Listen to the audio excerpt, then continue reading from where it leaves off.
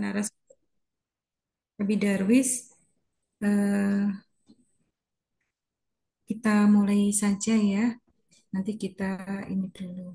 Oke, ini juga baru pada OTW masuk ya. Baik, Bismillahirrahmanirrahim. Assalamualaikum warahmatullahi wabarakatuh. Selamat Waalaikumsalam warahmatullahi wabarakatuh. Waalaikumsalam. Ya, baik. Waalaikumsalam warahmatullahi wabarakatuh. Ya, gimana kabarnya nih, teman-teman? Sehat? Alhamdulillah, baik, sehat semua. Alhamdulillah. Ini eh, semua sudah datang ya se-Indonesia ya, Yogyakarta, Batu Raja, dan Jakarta. Sudah ada ya semuanya ya. Oke. eh, Wah, ini berkurang lagi. Tadi udah 41. Mungkin terlempar ya. Oke, baik. Teman-teman sambil menunggu narasumber, nanti tolong saya dikontak ya Mbak Dika ya. Oh, Alhamdulillah. eh, Narasumbernya sudah datang. Selamat pagi, Abi. Selamat pagi, Assalamualaikum. Waalaikumsalam. Wah, seger sekali, Abi. Iya ini mau masuk kelas juga soalnya. Oh, nggih, matur nuwun Abi. Baik, Nggih. teman-teman, kita mulai saja nggih. Bismillahirrahmanirrahim. Assalamualaikum warahmatullahi wabarakatuh. Waalaikumsalam warahmatullahi wabarakatuh. Ya, puji syukur kita panjatkan kehadirat Allah Subhanahu wa taala karena pada hari ini ya kita sudah diberikan rahmat dan juga karunia-Nya sehingga kita bisa berkumpul bersama biarpun secara virtual ya, tapi kegiatan ini mudah-mudahan akan membawa manfaat yang sangat luar biasa. Nah, pada kegiatan kali ini ya dalam Stadium General kita ada tema yaitu leadership hack ya. Bagaimana cara simpel jadi pemimpin keren. Ya, terima kasih juga pada mahasiswa dari Jogja, Jakarta, dan juga Batu Raja yang sudah hadir pada kesempatan hari ini. Nah, ini menjadi peluang bagi kalian untuk mendapatkan insight baru dari narasumber yang sangat luar biasa pada hari ini. Oke, sebelum kita mulai, marilah kita berdoa terlebih dahulu, berdoa menurut agama dan kepercayaan kita masing-masing, dipersilahkan.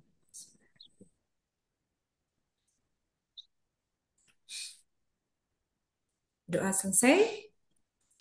Baik, langsung saja ini Abi langsung nanti kita serahkan kepada Abi. Tapi sebelumnya saya mohon izin ya akan membacakan profil dari Abi Darwis.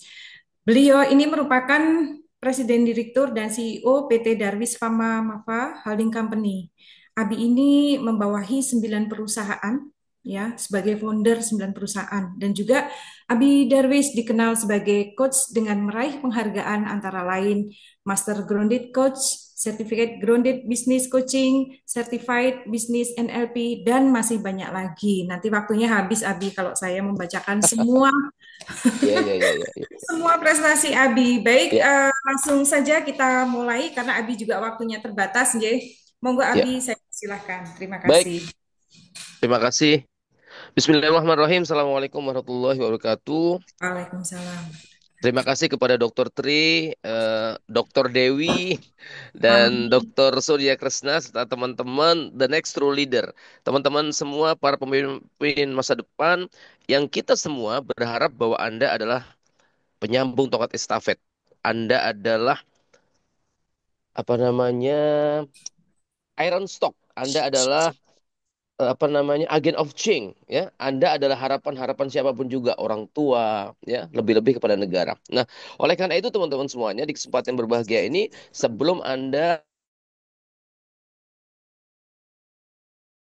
di lembaga pendidikan yang lebih banyak mengedepankan terkait dengan membangun pola pikir, nah, maka penting sekali untuk bagaimana Anda memahami tentang leadership ya. Teman-teman semuanya, alhamdulillah ya, kita bisa berkumpul dan berdiskusi di tempat yang insya Allah mubarak ini ya. Dan tidak ada ungkapan yang patut kita haturkan di hadapan Allah Azza wa Jalla, sering ungkapan rasa syukur yang dalam, yang mana Allah masih berkenan memberikan dua kenikmatan iman dan Islam kepada kita. Salam dan salawat mudah-mudahan selalu tercurah pada baginda Rasulullah Muhammad SAW beserta para sahabat, keluarga dan umat yang setia hingga yaumul kiamah, dan insya Allah kita termasuk di dalamnya. Amin Allahumma amin. Teman-teman semuanya, di kesempatan berbahagia ini mohon izin saya mengawalin dari kuliah umum lebih pagi lagi ya, karena sebentar lagi saya juga masuk kelas buat para pengusaha dan para leaders, sehingga saya mohon izin ke Kang Surya, ke teman-teman, ke eh, Bunda Dewi dan juga Dokter Tri untuk bisa mengawalinya lebih awal. Mudah-mudahan ini tidak membuat teman-teman menjadi apa namanya terganggu waktunya yang memulai jam 9 tadi ya. Baik, teman-teman semuanya, di kesempatan berbahagia ini saya ingin sedikit memberikan pesan penting kepada teman-teman semuanya dan memberikan bekal di dalam perjalanan Anda menuntut ilmu dan juga di dalam bekal perjalanan Anda mengarungi kehidupan ini ya. Teman-teman, yang selalu saya ingatkan adalah bahwa seorang leader itu perlu punya dua hal penting. Yang pertama adalah dia perlu punya goal yang besar ya. Big hairy audacious ya. Jadi goal yang menakutkan, goal yang apa ya, yang tinggi, besar ya. Dan itu penting buat seorang leader. Terus yang kedua adalah seorang leader itu dia sangat yakin dengan masa depan yang indah terhadap dirinya. Nah, oleh karena itu teman-teman, kalau Anda betul-betul yakin akan masa depan yang indah buat Anda semuanya, maka jangan pernah Anda mengecilkan goal ya. Perbesar goal Anda itu. Nah, oleh karena itu untuk menjaga dua hal penting ini, maka kita Abi khususnya akan memberikan sebuah tips kepada teman-teman semuanya bagaimana Anda menjadi seorang leader yang hebat ya, seorang leader yang dirindukan oleh tim Anda dan seorang leader yang meninggalkan jejak-jejak kepemimpinan di hati-hati setiap orang ya. Nah, oleh karena itu mudah-mudahan ini berguna di dalam perjalanan Anda menuntut ilmu, perjalanan Anda dalam bersosialisasi dengan masyarakat, dan juga perjalanan Anda di dalam masuk kepada dunia profesional nantinya ya. Baik, yang pertama teman-teman, ada delapan cara atau ada delapan pilar penting, ada delapan pondasi penting gitu ya, yang perlu Anda lakukan kalau perlu ya. Bukan hanya difahami tapi lakukan juga supaya ini betul-betul berdampak kepada kehidupan Anda nantinya ya. Karena teman-teman perlu ingat bahwa kita kalau kita perlu untuk bersikap tidak seperti yang orang-orang pada umumnya katakan bahwa hidup kita mengalir. Enggak ya. Selalu dengan bahasa bercanda saya mengatakan bahwa kalau mengalir itu ya kuning-kuning yang di sungai itu. Hidup kita tidak. Hidup kita itu disengaja. Intentional living. Hidup kita itu disengaja. Ya. Segala sesuatu yang tidak clear, tidak jelas, itu ya akan kesulitan diperjuangkan. Oleh karena itu Sultan Syahrir mengatakan bahwa hidup yang tidak diperjuangkan ya hidup yang tidak akan apa ya, memberikan dampak, memberikan hasil begitu. Nah, oleh karena itu, teman-teman semuanya, 8 hal ini intensional. 8 hal ini penting buat Anda untuk disengaja dalam kehidupan Anda. Baik, yang pertama adalah bagaimana seorang leader itu ujung-ujungnya adalah mempengaruhi. Leadership is influence, nothing more, nothing less. Itu adalah pesan penting yang selalu disampaikan oleh pakar pendidikan dunia, John C. Maxwell, ya. Mengatakan bahwa kepemimpinan itu adalah bukan tentang sekedar jabatan, otoritas ya, tapi lebih kepada bagaimana kita memberikan pengaruh kepada orang lain. Ya, teman-teman semuanya, di dalam tulisan saya pagi ini saya mengingatkan juga bahwa kekuasaan-kekuasaan yang saat ini nampak, kursi-kursi jabatan, perebutan kekuasaan dengan kekuatan dan lainnya, itu bisa hilang, bisa habis teman-teman. Tapi kekuasaan yang itu, apa kekuasaan yang tidak bisa hilang? Adalah bagaimana tahta hati manusia ya. Kekuasaan atau pengaruh yang kita tancapkan di hati manusia itu adalah kekuasaan yang tidak akan pernah hilang sampai kapanpun, bahkan sampai kita tidak ada di muka bumi ini ya. Oleh karena itu yang pertama adalah bagaimana kita perlu untuk selalu mampu mempengaruhi orang lain. Nah, mempengaruhi orang lain ini bukan berarti menjajah, mendikte atau mengkontrol orang lain ya. Bahwa apa namanya mempengaruhi orang lain itu adalah lebih kepada bagaimana mereka itu mau untuk diarahkan, dihebatkan dan dikembangkan jauh lebih lanjut lagi. Karena ujung-ujungnya nanti Anda akan paham bahwa the great leader create leader. Sesungguhnya sehebat-hebatnya pemimpin adalah bagaimana dia bisa menciptakan pemimpin baru. Bukan orang yang paling banyak pengikutnya, teman-teman, tapi bagaimana orang yang paling banyak mempengaruhi orang lain, ya, untuk berbuat baik, untuk dikembangkan dan seterusnya.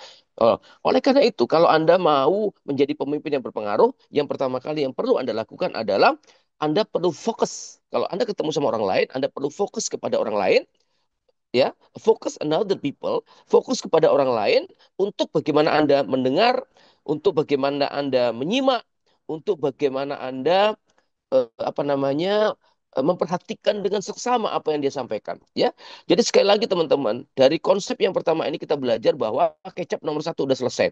Banyak orang-orang itu yang selalu menceritakan tentang dirinya, bercerita tentang dirinya, sampai orang lain itu dia berpikir, terus gue mau ngapain emang dengan cerita ente, dengan cerita Anda, dengan cerita lo, kan begitu, ya. Nah, sehingga maka kalau Anda mau bisa mempengaruhi orang lain, yang pertama adalah Anda perlu fokus kepada another people, pada orang lain untuk mendengarkan, menyimak, mengetahui karakternya, bahkan sampai menemukan hot buttonnya, bahkan sampai menemukan common groundnya, bahkan kalau perlu, dan ini penting sekali, Anda melibatkan energi.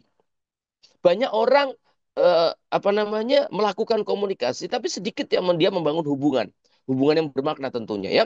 Perhatikan mereka itu dengan sesama, semua badan perhatian kita, mata kita itu betul-betul fokus memperhatikan semua yang dia katakan, semua yang dia rasakan, ya. Sampai akhirnya menumbuhkan empati, ya, menumbuhkan rasa yang kita akan apa ya, yang nanti akan dirasakan oleh orang lain. Nah, teman-teman, di dalam konteks leadership ini sebenarnya kita sudah beralih kepada sebuah proses yang jauh lebih tinggi lagi. Kita sudah mulai meninggalkan kepemimpinan-kepemimpinan yang hanya berdasarkan logika dan strategik. Kita mulai membangun kepemimpinan yang melibatkan rasa, yang melibatkan hati kita. Nah, dan itu sangat sangat apa ya, sangat tajam sekali, teman-teman. Butuh latihan yang lebih ekstra lagi. Saya selalu katakan bahwa kalau Anda mau naik kelas, ya, pastikan bahwa preparing and exercise Anda itu benar-benar sempurna, ya. Preparing, preparing. Seperti yang saya sampaikan tadi, kalau Anda yakin akan masa depan yang indah, maka hari ini, detik ini Anda mulai preparing, persiapan, persiapan, persiapan, persiapan, dan latihan, latihan, latihan. Sampai orang lain tuh bilang, lu ngapain sih? Kok kayak orang sibuk sekali, kok kayak orang mau jadi presiden, kayak orang mau jadi menteri, kayak orang mau jadi rektor aja kok. Santai bro, santai. Ayo kita santai, kita healing, kita ngopi segala macamnya. Wow, bagi orang yang punya masa depan, bagi orang yang starting for the end, bagi orang yang dia tahu akan the next-nya, destinasinya dia mau kemana, dia akan mempertaruhkan, dia akan menjaga setiap satu detik waktunya untuk bagaimana dia berkarya, berkarya, berkarya, berkarya, sampai dia suatu ketika pada waktu peluang itu datang, maka dia adalah orang yang paling siap. Teman-teman semua, banyak kejadian kalau Anda melihat sejarah, banyak orang yang tidak siap pada waktu mereka mendapatkan opportunity.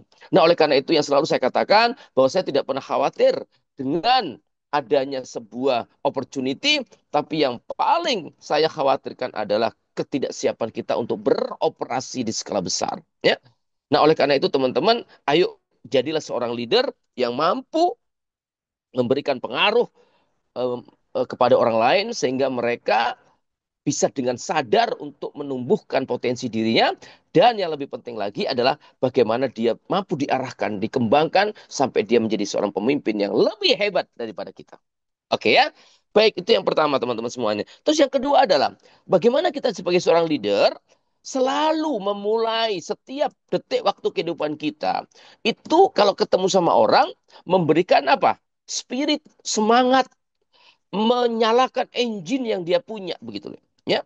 Jadi setiap ketemu sama orang, ya, bisa juga dengan didoakan, bisa juga dengan di apa namanya dikasih add value, eh, bilang hari ini, woi kau tampak segar hari ini, kau tampak fresh, kau tampak eh, kau tampak seperti seorang yang punya berkarisma seperti itu, ya. Jadi dan saya yakin dengan kalau lihat dengan posisimu yang seperti ini, saya yakin kamu akan menjadi tokoh nasional, kamu akan menjadi orang hebat nantinya ke depan itu, ya. Siapapun, ya, ketemu OB, ketemu tukang parkir segala macamnya, kita parkir di kendaraan, terus ketemu orangnya, Kang, terima kasih Kang.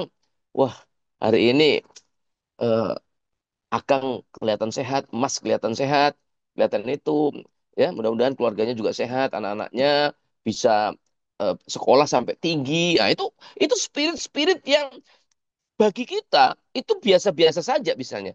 Tapi kita perlu yakin teman-teman, jangan-jangan omongan-omongan kita seperti itu yang sepertinya sederhana itu mampu menggugah seseorang yang dulu pernah punya cita-cita sehingga diingatkan lagi, begitu loh. Ya, diingatkan lagi bahwa oh, ini kayaknya aku pernah punya cita-cita seperti itu dan diingatkan lagi dia akhirnya reminder, ingat lagi. Oh, dia semangat lagi, dia hidup lagi ya, seperti itu ya. Jadi penting kepada siapapun juga ya, termasuk juga kita apa ya, kepada kepada semesta, kepada alam ini untuk apa namanya, selalu semangat memberikan spirit ya, nampak karena leader itu adalah radiat positif. Radiat positif itu artinya adalah bagaimana kita itu selalu memancarkan aura-aura kebaikan ya, positif. Jangan memulai hari-hari ini dengan perasaan-perasaan yang tidak bagus, yang berat, sesuatu yang apa ya, membuat auranya menjadi negatif ya. Begitu teman-teman semuanya, itu yang nomor dua. Jadi bagaimana kita selalu memberikan spirit, memberikan apa namanya, menyalakan engine, menyalakan semangat dan seterusnya. Nah, yang perlu Anda pahami adalah pada waktu kita akan bisa memberikan spirit, udah pasti kita adalah orang yang punya spirit paling besar. Pada waktu kita mau menyalakan api kepemimpinan, pastikan kalau kita apinya yang paling gede. Ya, jadi kita tidak akan pernah bisa menghebatkan orang, tidak bisa menguatkan orang kalau diri kita itu masih bermasalah. Ya, nah di dalam ranah ini memang panjang pembicaraan kita, tapi intinya adalah kalau untuk menjadi leader yang hebat, ya Anda perlu mempersiapkan diri dengan sangat serius. Oleh karena itu teman-teman, selalu saya katakan bahwa leader, kepemimpinan itu adalah bukan apa namanya paksaan, bukan juga pilihan, tapi lebih kepada bagaimana itu menjadi sebuah panggilan hati nurani kita. Ya, bahwa kita perlu sadar kita dibutuhkan oleh orang banyak. Oleh karena itu, bangun terus kepemimpinan kita. Ya, itu yang nomor dua. Yang nomor tiga, teman-teman, adalah pesan saya kepada teman-teman semuanya, kalau mau jadi leader, maka Anda perlu untuk menjadi pendengar yang ulung. Ya, pendengar yang ulung. Maka selalu kita diajarkan, ya, kita kalau mau jadi leader yang hebat itu adalah perlu mendengarkan dengan baik, tidak cukup hanya mendengar. Oke, baik teman-teman, supaya juga teman-teman mulai berpikir, karena Anda seorang calon intelektual, boleh Anda tuliskan di dalam kolom chat itu, apa perbedaan mendengar dan perbedaan mendengarkan. Apa perbedaan mendengar dan mendengarkan. Boleh Anda tulis. Nanti silakan Ibu Dewi boleh dibacakan beberapa ketikan teman-teman. Nanti kita review, kita spill-spill sedikit ya terkait dengan bagaimana kita menjadi pendengar yang ulung. Karena kalau Abi perhatikan dan Abi rasakan juga tidak mudah menjadi pendengar ulung ini teman-teman. Apalagi kalau kita orangnya suka judgment, orangnya suka selalu apa ya, selalu mendahului dan tidak sabaran untuk mendengarkan orang lain untuk mengatakan tuh biasanya dicamplak, biasanya ya di wah langsung disaut seperti itu ya.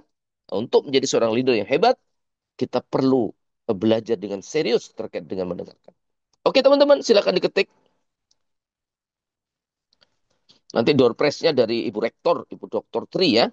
Siapa tahu dapat eh, beasiswa 1 tahun penuh bahkan selama pendidikan. Ayo ditulis. Ayo belajar mikir ya. Kalau ada 5 saya lanjutkan. Kalau tidak ada ya berarti ini jangan-jangan mendengarkannya sambil kelekaran ini ya. Mendengarnya sambil santai itu ya. Ayo boleh 10 orang kalau bisa nulis ya lebih cakep lagi. Ayo apa perbedaan mendengar dan mendengarkan?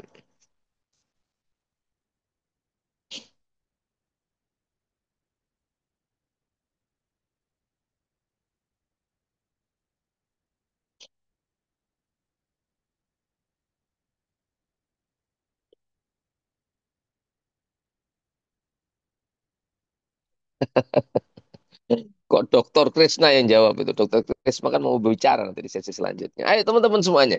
Ya, Oke, mendengar adalah menangkap suara saja, mendengarkan lebih membutuhkan fokus, perhatian. Oke, terima kasih Mbak Sela. Keren, Mbak Sela ini calon pemimpin masa depan ya.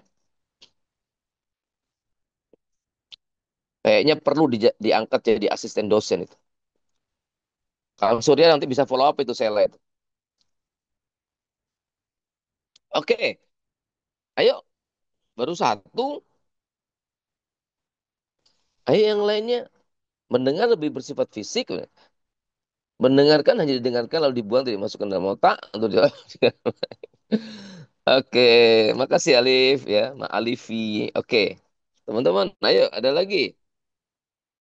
Halo Bapak, Halo, perbedaan mendengar. utama mendengar adalah tindakan fisiologis pasif untuk Iya, menangkap suara melalui telinga secara otomatis oke. Iya, dan mendengarkan adalah proses aktif dan sadar untuk memperhatikan serta memahami. oke. Cakep. Terima kasih Ini Bapak. siapa? Dengan siapa tadi ya? Mas siapa ya? Saya David Unmaha Jakarta, Pak. Oh, oke, Kak David, terima kasih. Baik, Mudah-mudahan jadi asisten dosen, jadi semoga dosen Bapak. muda, nanti jadi rektor di situ ya. Terima kasih. Iya, Putri lagi butuh teman-teman orang-orang muda yang hebat-hebat untuk bisa mengembangkan kampusnya ya. Oke, baik teman-teman, baik-baik. Oke, terima kasih semuanya. Terima kasih, terima kasih, terima kasih. Nanti boleh dilanjutkan ya. Baik, ya teman-teman secara sederhana mendengar itu ya pokoknya nggak budek gitu, pokoknya pokoknya dengar masuk ke telinga. Nah, tapi mendengarkan itu tadi yang seperti teman-teman sampaikan ya, kita butuh serius, kita betul-betul apa namanya?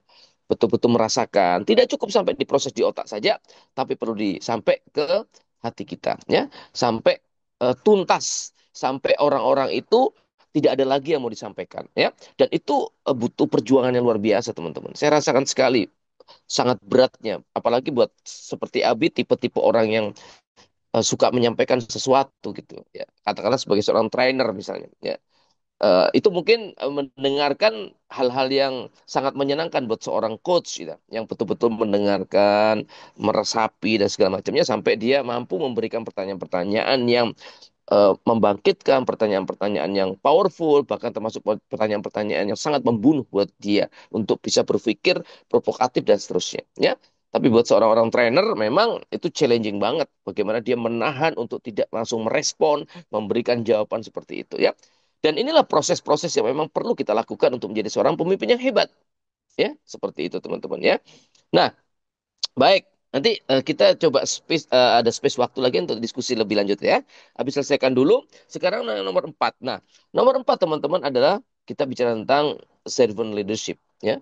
Jadi bagaimana teman-teman seorang pemimpin yang baik itu adalah bukan pemimpin yang dilayani, tapi adalah pemimpin yang melayani ya. Kalau dalam agama Islam kita diajarkan betul bagaimana Rasulullah itu adalah orang-orang yang paling tulus, paling hebat di dalam melayani umatnya ya. Bagaimana sebuah kisah seorang Yahudi yang mereka itu setiap pagi disuapin sama Rasulullah gitu ya. Ya. Suatu ketika sampai Rasulullah sakit, akhirnya bahkan sudah tiada, terus dicari kemana yang biasa menyuapin saya itu. Akhirnya digantikan dengan sahabatnya. Pada waktu ditulang, langsung dilepeh, langsung dikeluarkan. Kok beda sekali dengan yang biasanya dulang saya itu ya. Jadi disinilah bahwa hati perasaan itu betul-betul berperan tatkala kita berinteraksi dengan sebuah kepemimpinan itu ya, apalagi melayani ya. Sehebat-hebatnya pemimpin adalah orang yang mampu melayani, karena melayani ini adalah jangan salah teman-teman, melayani ini banyak orang yang menangkap itu orang yang lemah dia karena bisa mampunya melayani. Tapi kalau Anda kaji lebih jauh dan sempat kita bongkar dalam bentuk camp, melayani itu betul-betul butuh seorang petarung, seorang yang apa ya, yang effortnya tidak main-main, seseorang yang hebat dia itu, seorang yang apa tangguh, seorang yang kuat di dalam melayani. Tidak mudah teman-teman, ya. Bagaimana melayani di unitnya, di kelompoknya, ataupun dalam level yang jauh lebih besar lagi, ya. Dan itu adalah sebuah apa ya, sebuah hal yang sangat mulia sekali melayani itu ya, karena di dalam konteks kepemimpinan yang kita pelajarin itu memang sesuatu yang apa ya, sulit untuk diterima dengan angka logika gitu loh. Bagaimana kita membangun kepemimpinan dari bawah, dari atas sampai pucuk pimpinan. Nah, sampai pucuk pimpinan tiba-tiba kita melayani. Ya. Nah, itu yang menjadi tantangan buat kita. Karena prosesnya pun Anda juga perlu paham bahwa tidak akan ada mungkin orang yang datang kepada kita untuk minta dididik menjadi seorang pemimpin. Itu akan berlaku sebaiknya. Bahwa pemimpin yang perlu turun ke bawah, datang ke posko-posko mereka, datang ke tempat-tempat mereka, terus yang kemudian membangun hubungan sama mereka, yang kemudian menarik tangan mereka, mengajak mereka berjalan bersama, dan banyak leader yang tidak sabar untuk berjalan di dalam kerumunan, di dalam apa namanya kerumunan yang membuatnya jadi lambat dia dalam berjalan. Banyak leader yang tidak siap sehingga mesti kepengen duluan seperti itu, ya. Dan setelah itu ajaklah mereka itu dan dudukkan di dalam meja kepemimpinan kita. Nah, dalam meja kepemimpinan kita itulah kita baru transfer knowledge, transfer pengalaman, bagaimana kita menghebatkan dia untuk menjadi pemimpin baru. Nah, disitulah akhirnya bahwa dengan kita melayani secara automatically itu sebenarnya mendorong banyak orang lagi untuk dia bisa bertumbuh dan menjadi pemimpin-pemimpin baru. Nah, itu penting buat teman-teman semuanya. Apalagi nanti dalam proses-proses Anda belajar, ayo jadilah seorang mahasiswa yang mampu dan betul-betul dirasakan oleh teman-teman Anda satu level, satu angkatan, bagaimana Anda ada orang-orang yang sangat melayani. Melayani itu hebat sekali teman-teman. Dia bukan, jangan anggap dia kacung ya, enggak. Karena tidak setiap orang tidak mampu melakukan itu. Apalagi kalau dilayani dengan tulus. Misalnya eh, kita ada sebuah diktat jurnal yang perlu difotokopi misalnya ya, walaupun sudah eranya sekarang sudah tidak banyak fotokopi, tapi ada perlu manual yang memang dikopikan. Dengan ringan tangan kita, teman-teman, saya mengkoordinir, saya mengkolek, ayo nanti saya bantu semuanya, nanti saya hantarkan kalau atau ada file saya edit, nanti saya kirim share filenya, nanti saya buatkan presentasinya segala macamnya. Waduh, ayo jadilah orang yang betul-betul ringan tangan ya, betul-betul melayani ya.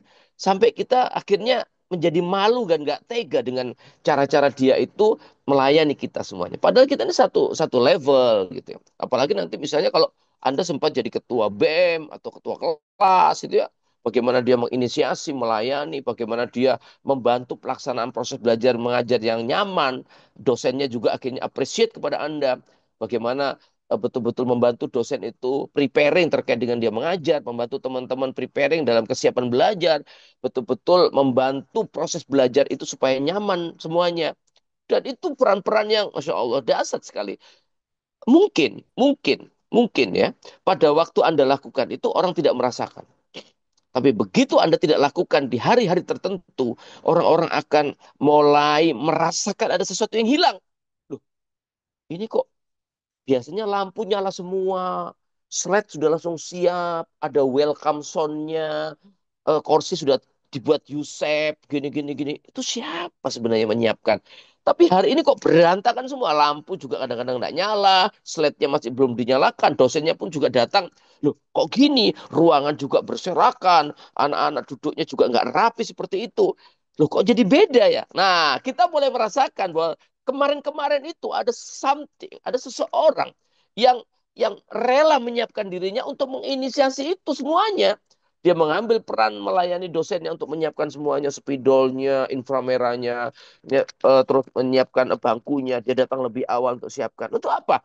Untuk melihat, untuk memberikan sesuatu yang sangat spesial kepada para dosen, untuk bisa memberikan pembelajaran dengan bagus, dan memberikan sesuatu yang spesial kepada teman-temannya untuk merasakan bagaimana proses pendidikan di dalam sebuah kampus itu, di dalam sebuah kelas yang memang disetting dengan sangat sempurna. Tempatnya duduknya oke, AC-nya dinyalakan duluan biar lebih pagi, lampunya terang, siap belajar. Hah, ternyata kita baru tahu. Pada waktu kita melayani itu, pada waktu kita ada nggak terasa. Begitu kita nggak ada, nah ini adalah indikator teman-teman. Betapa memang sebuah legacy, warisan itu memang akan terasa nanti, memang tidak sekarang. Ya, ayo teman-teman, Anda mau memberikan sebuah cerita indah apa? Ayo bangun the greatest story ever told. Ayo bangun cerita indah dalam kehidupan Anda. Ya, buat whole frame kehidupan Anda.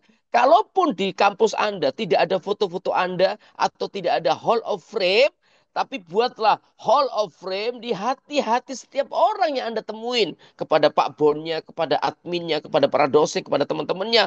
Buatlah Hall of Fame di hati-hati mereka. Ya, supaya Anda akan dikenang sampai kapanpun. Bahwa Anda adalah seorang leader yang betul-betul bisa melayani dengan tulus. Melayani dengan penuh cinta. Melayani dengan penuh penghormatan kepada mereka semuanya. Sehingga nah, itulah yang membuat nama Anda menjadi abadi dan dikenang.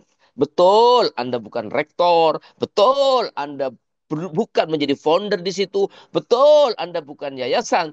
Tapi nama Anda jauh lebih harum daripada mereka itu semuanya. Kenapa? Karena Anda meninggalkan jejak-jejak kepemimpinan Anda di hati setiap orang. Yang Anda layani tentunya seperti itu. Ya. Oke, baik teman-teman. Nah, setelah yang nomor 4, nomor 5. Nomor 5 itu keren lagi ya. Keteladanan. Teman-teman, selalu saya sampaikan kepada teman-teman semuanya. Ya, para leader perlu ingat bahwa siapapun orang akan mendengar apa yang kita katakan. Tapi ingatlah bahwa setiap orang tetap akan melihat apa yang kita lakukan. Oleh karena itu teman-teman, lead by example. Ya, example, tulodo, contoh itu menjadi hal yang tidak bisa ditinggalkan oleh seorang leader. Oleh karena tadi saling terkait. Pada waktu Anda servant, pada waktu Anda melayani tadi itu juga memberikan keteladanan bahwa ketua senatnya, ketua kelasnya, atau bahkan Anda yang tidak punya posisi, Anda bisa melakukan itu semuanya. Kalau kita kembali ke atas nomor 1, bahwa kepemimpinan itu bukan bicara tentang posisi, jabatan, otoritas, tapi bicara tentang pengaruh. Maka siapapun bisa mengambil peran itu. Makanya kepemimpinan itu adalah bicara tentang panggilan hati. Jadi walaupun dia bukan siapa-siapa, tapi kalau dia punya panggilan hati, dia melakukan apa-apa. Walaupun dia itu statusnya jelas, tapi kalau dia tidak punya panggilan hati, maka dia tidak akan melakukan apa-apa. Ya, teman-teman semuanya. Keteladanan itu adalah segala-galanya. Ya, dan itu akan dipakai dimanapun juga. Keteladanan itu kalau Anda berkeluarga nanti akan berpengaruh kepada pasangan Anda. Kepada anak-anakmu. Di dalam konsep leadership itu, kita perlu winning at home. Kita perlu memenangkan pertempuran itu pertama kalinya dari keluarga. Pertempuran keluarga itu dimenangkan kalau kita mampu memenangkan pertempuran di couple, di antar pasangan kita. Dan antar couple itu bisa kita taklukkan kalau kita mampu menaklukkan diri kita sendiri. Nah, oleh karena itu keteladanan itu akan dipakai dimanapun dan oleh siapapun. Nanti ke unit, ke pekerjaan, ke mahasiswa, kemanapun, ke tokoh masyarakat. Seperti itu semuanya. Nah, sehingga teman-teman, keteladanan ini menjadi hal penting yang perlu kita lakukan. Oleh karena itu, bangun habit Anda dari yang sederhana dan sekecil apapun. Lakukan saja. Apapun yang itu menjadi sesuatu yang baik.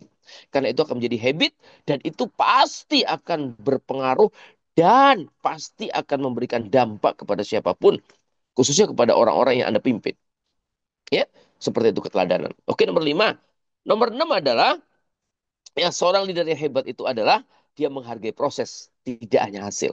Ya, ini penting sekali buat teman-teman semuanya ya, bahwa leader tidak pernah menjanjikan hasil, tapi leader pasti memastikan semua prosesnya. Karena secara otomatis teman-teman, kalau Anda sudah memastikan prosesnya, insya Allah result hasil itu udah pasti akan sesuai dengan persiapan kita. Jadi kalau hasilnya nggak bagus, percayalah bahwa persiapan kita bermasalah.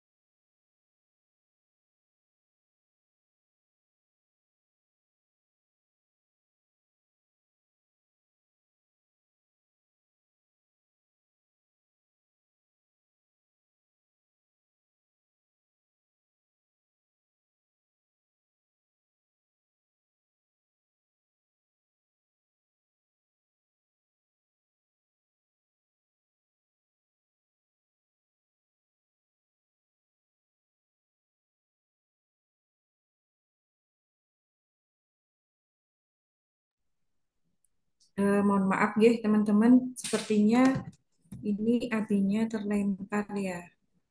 Kita tunggu nggih. Kita tunggu dulu sementara.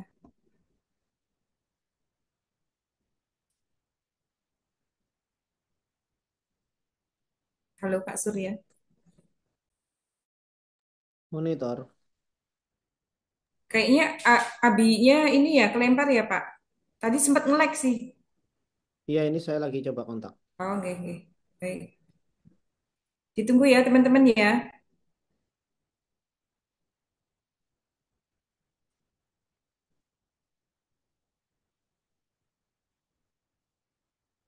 Oke, Mbak Nisa.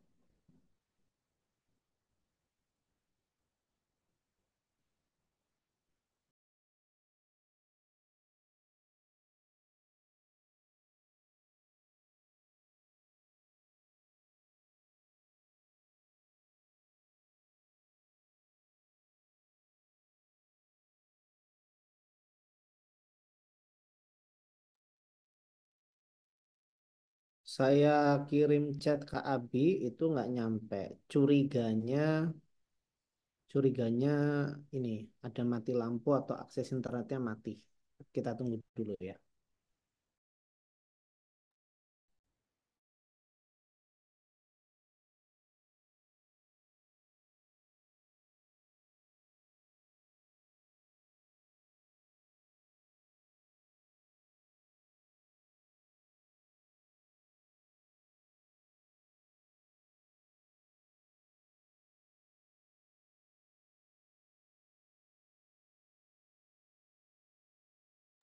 Mungkin bagi sambil nunggu Abi Darwis, bagi yang mau nanya dulu boleh ditulis di chat ya. Ya, monggo. Ayo teman-teman, kalau ada yang mau bertanya, silahkan. Jadi nanti ketika Abi sudah masuk lagi, bisa langsung bertanya ketika selesai pemaparan materinya.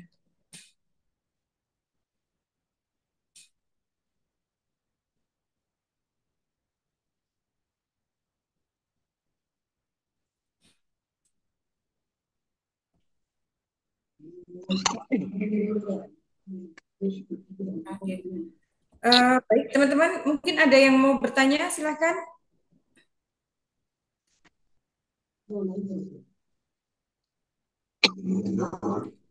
Ini ya, teman-teman ya, apa tadi yang sudah disampaikan Abi Darwis tadi, paham ya? Masih ingat ada berapa ini ya tadi hal yang disampaikan? Ada dua hal penting ya, dua hal penting bagi seorang leader itu harus punya goals yang besar, gitu nggih. Terus kemudian masa depan yang indah. Nah, jadi teman-teman itu jangan pesimis dulu, gitu kan? Artinya silahkan teman-teman memiliki mimpi gitu ya, nggak apa-apa gitu ya. Mimpi itu penting. Kalau nggak ada mimpi kita nggak tahu nih kita mau seperti apa nantinya harapannya gimana. Dan mimpi itu kan bisa memotivasi gitu, nggih.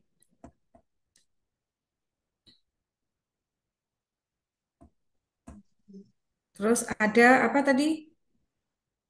Yang kedua itu bahwa sebagai leader, leader itu apa ya? Jangan merasa terpaksa gitu ya, tapi menjadi sebuah panggilan jiwa. Nah, teman-teman tuh nanti kan kalau di kampus itu kan ada kegiatan organisasi mahasiswa ya, ada BEM gitu kan, ada juga UKM UKM ya, unit kegiatan mahasiswa. Itu kan banyak ya. Masing-masing prodi kan ada. Nah, itu silahkan teman-teman aktif di situ. Karena apa? Untuk melatih teman-teman di sini bisa membawa dampak gitu ya ke organisasi di mana kalian ikut ataupun di lingkungan sekitar dan lain sebagainya. Jadi harus sadar betul bahwa kita ini ketika apa diamanahkan ya untuk menjadi leader, menjadi ketua kelompok misalnya ya, atau mungkin jadi ketua panitia misalnya. Nah, ini harus didasari pada panggilan jiwa bahwa kita itu dibutuhkan banyak orang gitu ya. Jadi ya kita harus menjadi itu suatu challenge juga ya. Mampu nggak ya saya bisa memimpin gitu kan? Nah, ini harus sadar betul bahwa kita ini dibutuhkan. Nah, ketika kita dibutuhkan, berarti kan di sini menjadi hal yang sangat luar biasa sekali ya. Nanti kita rasakan karena kita bisa berkontribusi dengan hal-hal yang memang kita bisa membantu seperti itu. Dan juga yang ketiga nih, harus mampu mendengar. Jadi teman-teman itu jangan egois ya. Misalnya nih, maunya di ini terus gitu ya, diminta didengerin terus tapi nggak mau mendengarkan gitu. Dan mendengar itu ya, yang mendengar yang paling baik itu adalah mendengar yang kemudian sampai menggunakan hati gitu ya. Artinya apa? Kita itu bisa tahu gitu ya dan menghargai gitu ya apa yang lagi disampaikan oleh lawan bicara kita, sehingga kita harus mampu bisa mendengar dengan baik. Mendengar dengan baik itu ya salah satunya adalah Oh, ganti. harus sabar. Kemana ini? Ngeluar kan? Oke, terus kemudian ini, oh ada ini ya. Oke, dari Mas Wahyu Prasetyanto. Oh ya, perhotelan ya. Leader yang baik tidak menjamin hasil, tapi leader atau ayah yang baik memastikan. Wah, ini Oh, eh, rumah tangga ya, leader rumah gitu ya, di rumah tangga. Nah, menjadi ayah yang baik itu memastikan proses. Wah, betul. Ya, oke. Terima kasih, Mas Wahyu. Oke, ada lagi yang mau berpendapat? Silakan. Dan ini ya, ketika nanti kita ikut sebuah organisasi, kemudian kita diberi amanah untuk eh, apa? Waalaikum. Waalaikumsalam. Abi, dah, alhamdulillah. Monggo Abi Aduh, langsung. iya. Mohon maaf ya. Aduh, rezim rezim rezim sinyal ini ya. Baik, teman-teman tadi keteladanan ya. Keteladanan adalah segala-galanya.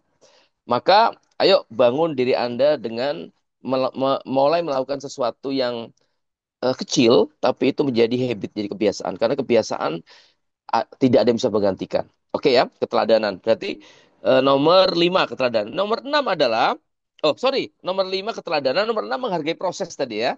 Leader tidak pernah memastikan hasil, tapi dia selalu memastikan semua proses ya. Leader tidak pernah menjanjikan hasil, tapi dia selalu memastikan proses. Artinya adalah bahwa kalau prosesnya benar, udah pasti otomatis hasilnya oke. Daripada kita ngomong, wow siap, siap, hasilnya begini, tapi ternyata prosesnya bermasalah. Nah, oke teman-teman, setelah itu nomor nomor 7 adalah bagaimana kita terus bertumbuh ya. So far, so good, terus bertumbuh, bahwa bertumbuh tanpa batas dan terus berkembang ya, jangan pernah berhenti. Saya selalu bilang teman-teman jangan pernah merasa matang. Kalau orang sudah matang itu dia busuk, nah setelah itu dia mati. Oleh karena itu teruslah menjadi ranum, teruslah seperti Anda itu Gen Z ya, teruslah seperti Anda yang masih muda, punya gairah, punya engine dan seterusnya. Ya. Jadi karena ya usia itu kan hanya angka saja ya. Karena angka-angka yang besar itu kan juga tidak menjamin apakah dia punya spirit, semangat atau sebaliknya bahwa angka-angka yang besar itu tidak ada hubungannya dengan kekuatan, kesehatan dan segala macamnya ya. Banyak orang yang usianya sudah lanjut ya masih tetap sehat. Banyak juga anak-anak yang masih muda tapi dia udah nggak punya semangat gitu ya. Ya, penting itu teman-teman bertumbuh terus dan berkelanjutan, belajar terus tanpa henti, never ending stop proses ya, never ending proses terus, jangan sampai stop.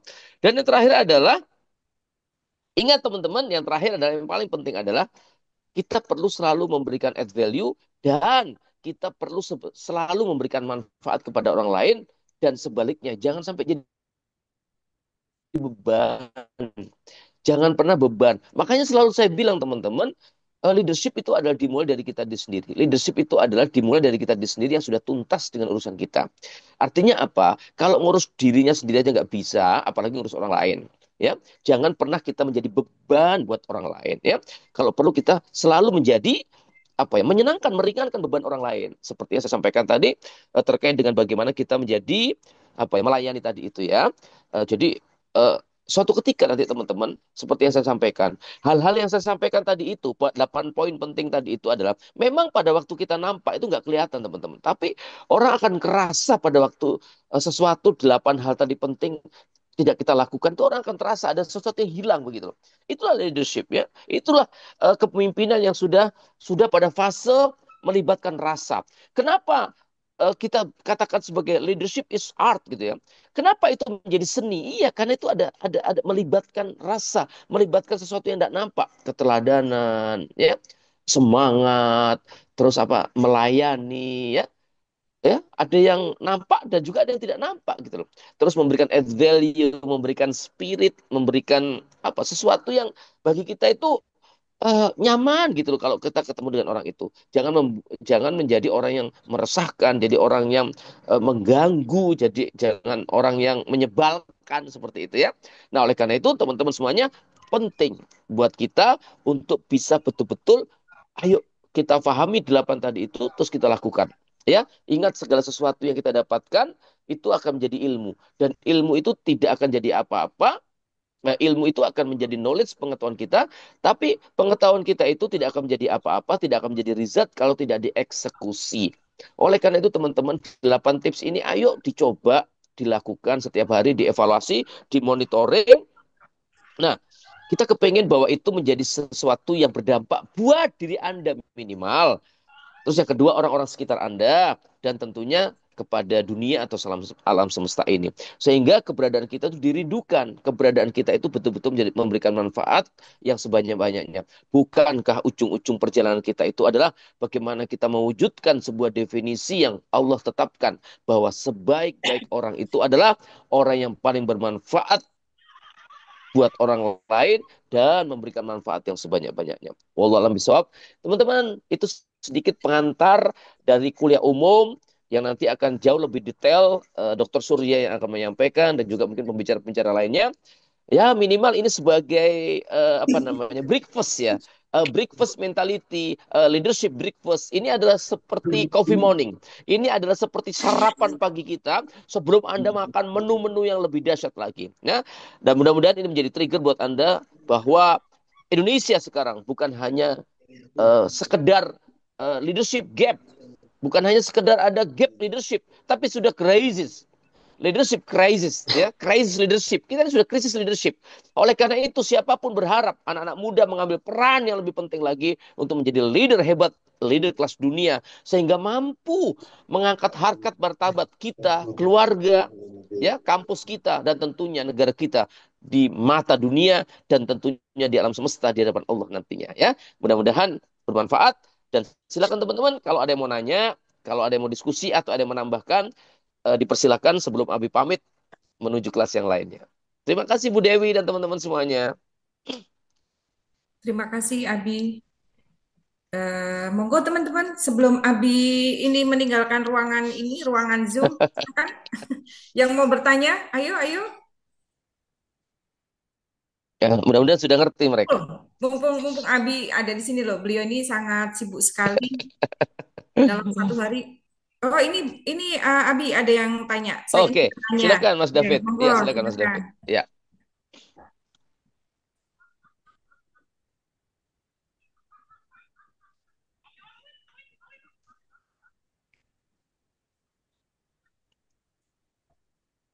Halo Mas David, silakan. Silakan Mas David.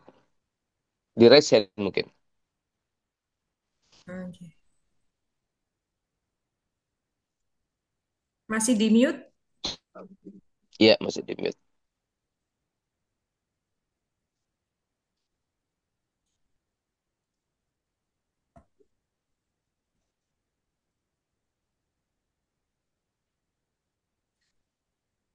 Oh, ya nanti minta Bu Dewi, minta Bu Dewi, minta Bu Dewi. Boleh. Oke. Ayo teman-teman ada yang lain. Oke, baik. Monggo teman-teman. Oh, Izin. dari Oh, Sela. Sela, Sela. Oh, ini Ya, Sela ini calon asisten dosen ini, ya. iya. Boleh dibacakan Bu Dewi, boleh dibacakan Bu Dewi. Baik Abi, Tadi terima sempat kasih. sempat hilang saya baca, ya. Oke, baik Abi. Sebentar. Tadi chatnya di sebentar. Oh, mereka langsung Mbak di sini ya. Mbak Sela, ya. Abi, ya. Mbak dari Sela Deani izin bertanya, Betul. Abi, bagaimana ya menghilangkan minder ketika memimpin orang yang lebih senior. Nah, ini dia. Yes, oke, baik, baik. Pertanyaan bagus, Sela. Mudah-mudahan kamu bisa pelajari dan bisa kamu lakukan. Abi berharap biasanya doanya Abi itu manjur. Kamu jadi asisten dosen, jadi dosen, itu jadi direktur kamu, Sela ya. Baik, teman-teman semuanya perhatikan. Bagaimana kita supaya tidak minder sama orang lain? Nah, teman-teman, minder itu kan sebenarnya kata lain dari tidak percaya diri kan ya. Ya, kalau Anda tahu sebenarnya per- percaya diri itu tidak ada, tidak percaya diri itu tidak ada. Nah, contohnya begini, kalau saya compare pertanyaannya, apa bedanya harga diri sama percaya diri? Oke ya, harga diri itu adalah sesuatu yang melekat di kita, integritas, itu moralitas, itu harga diri teman-teman. Ya, oleh karena itu kita boleh apa namanya rendah hati, tapi jangan rendah diri. Ya, sama juga ya. Harga diri itu integritas yang harus kita jaga. Nah, percaya diri itu adalah dia akan muncul kalau Anda rajin belajar. Jadi kenapa Anda tidak percaya diri atau minder? Itu karena Anda tidak mau belajar. Tidak mau belajar itu jenenge males Sela. Ya. Kamu sekarang mau ngomong apa sekarang misalnya? Mau ketemu sama siapa? Kalau kamu sudah belajar dan kamu sudah memahami ilmunya, kamu ketemu dengan rektor, dengan putri juga percaya diri. Kenapa? Gue yang paling paham. Aku yang paling paham tentang itu. Nah, itu berlaku kepada semua hal. Ya, tapi kalau kita tidak belajar, jangankan ketemu dengan orang yang lebih pintar, lebih senior, ketemu adik kelas saja kita minder, ngeper gitu. Wah, itu kayaknya juara kelas semester 1, aku semester 7. Katanya ngomong gak enak, katanya. Ya kenapa? Karena Anda tidak belajar. Oleh karena itu, siapapun juga, ayo yang tadi itu bertumbuh terus, belajar tidak pernah henti. Dengan cara belajar itu, literasi Anda terbangun. Literasi Anda terbangun. Apa pesannya eh, gurunya Soekarno pada waktu Soekarno muda itu belajar dengan keras. Kalau Hoshok Aminoto itu, kalau kamu mau menjadi orang yang hebat, lakukan dua hal penting itu. Bahkan itu perlakukan untuk anak-anakmu juga nantinya ya.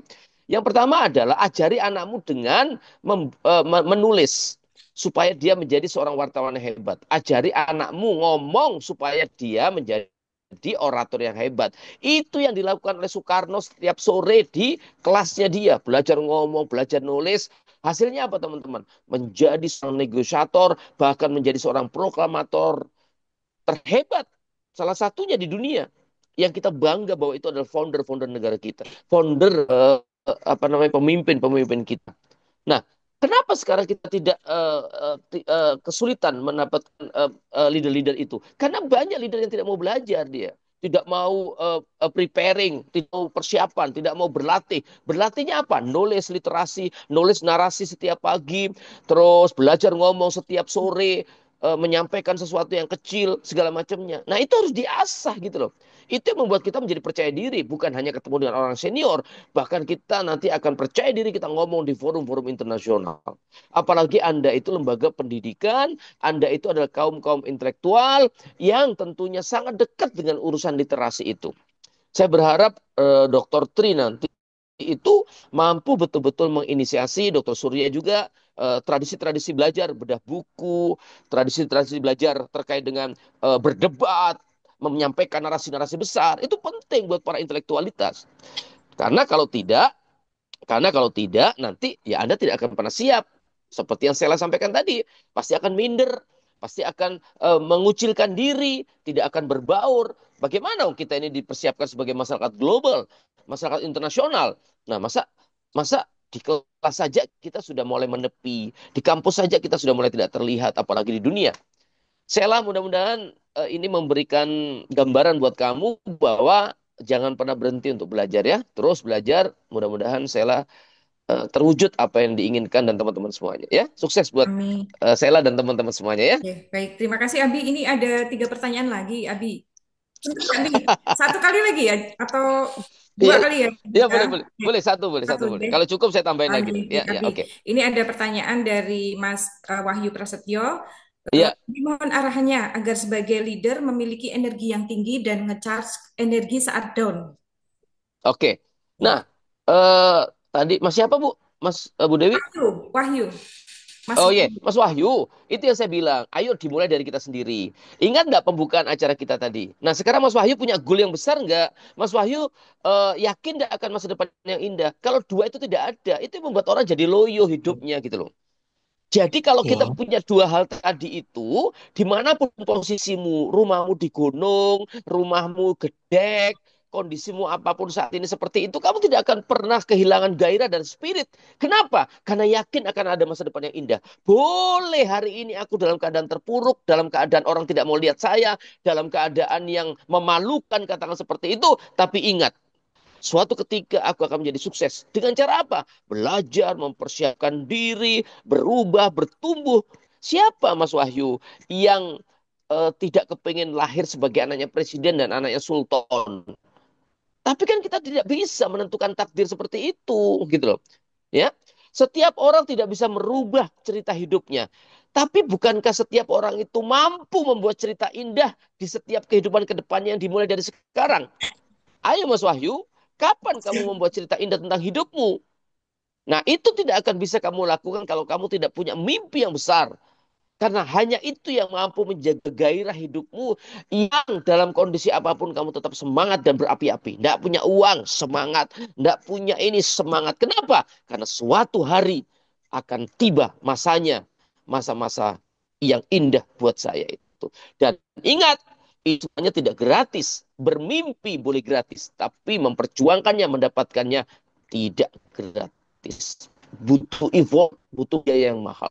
Ya, nah, oleh karena itu, ini yang karena di An-Najm ayat 39 sudah dijelaskan. Allah hanya memberikan yang setara apa yang dengan apa yang kamu perjuangkan. Jadi kalau kita santai-santai, kalau kita nggak ngapa-ngapain, ya gimana akan mendapatkan itu semuanya? Nah, kenapa kita santai-santai? Kenapa kita turun-turun? Kenapa kita pelunga-pelunga? Ya karena kita nggak punya goal. Sehingga kita berpikir bahwa hidup itu mengalir. Ya nggak bisa lah. Hidup itu intentional living. Hidup itu disengaja. Hidup itu diperjuangkan. Hidup itu didesain. Hidup itu diupayakan. Supaya kita mendapatkan hasil yang dahsyat begitu loh. Nah, hasil yang dahsyat itu kan adalah goal. Nah, lek wis gak duwe goal, gak duwe keinginan, dan tidak yakin akan masa depan yang indah, pasti Anda akan berpikir, ngapain kita hidup susah-susah? Ngapain kita hidup seperti yang Abil sampaikan tadi menjadi pemimpin yang hebat? Ngapain? Wong toh nanti ya cuman begini-begini saja. Nah, itu kan sudah rasa pesimisnya udah nggak punya Mas Wahyu. Gitu ya. Jadi semangat, ayo bangun goal Anda dan Mas Wahyu perlu punya spirit yang tinggi bagaimana Anda nanti di ujung perjalanan kita orang tua kita bahagia ya. Ya, Orang tua bahagia, pasangan kita bahagia, siapapun melihat kita bahagia karena kita bertumbuh dan kita terus berjuang. Sukses Mas Wahyu ya. ya. Abi, maaf nih satu lagi. Abi, ada Iya yang iya. raise hand Oke. tadi. Silakan Mas Tinin Oke. Tabuni. Halo Mas Tinin. Tinien Tabuni dari Papua ya. Mas Tinien. Halo. Silahkan Mas Tinien.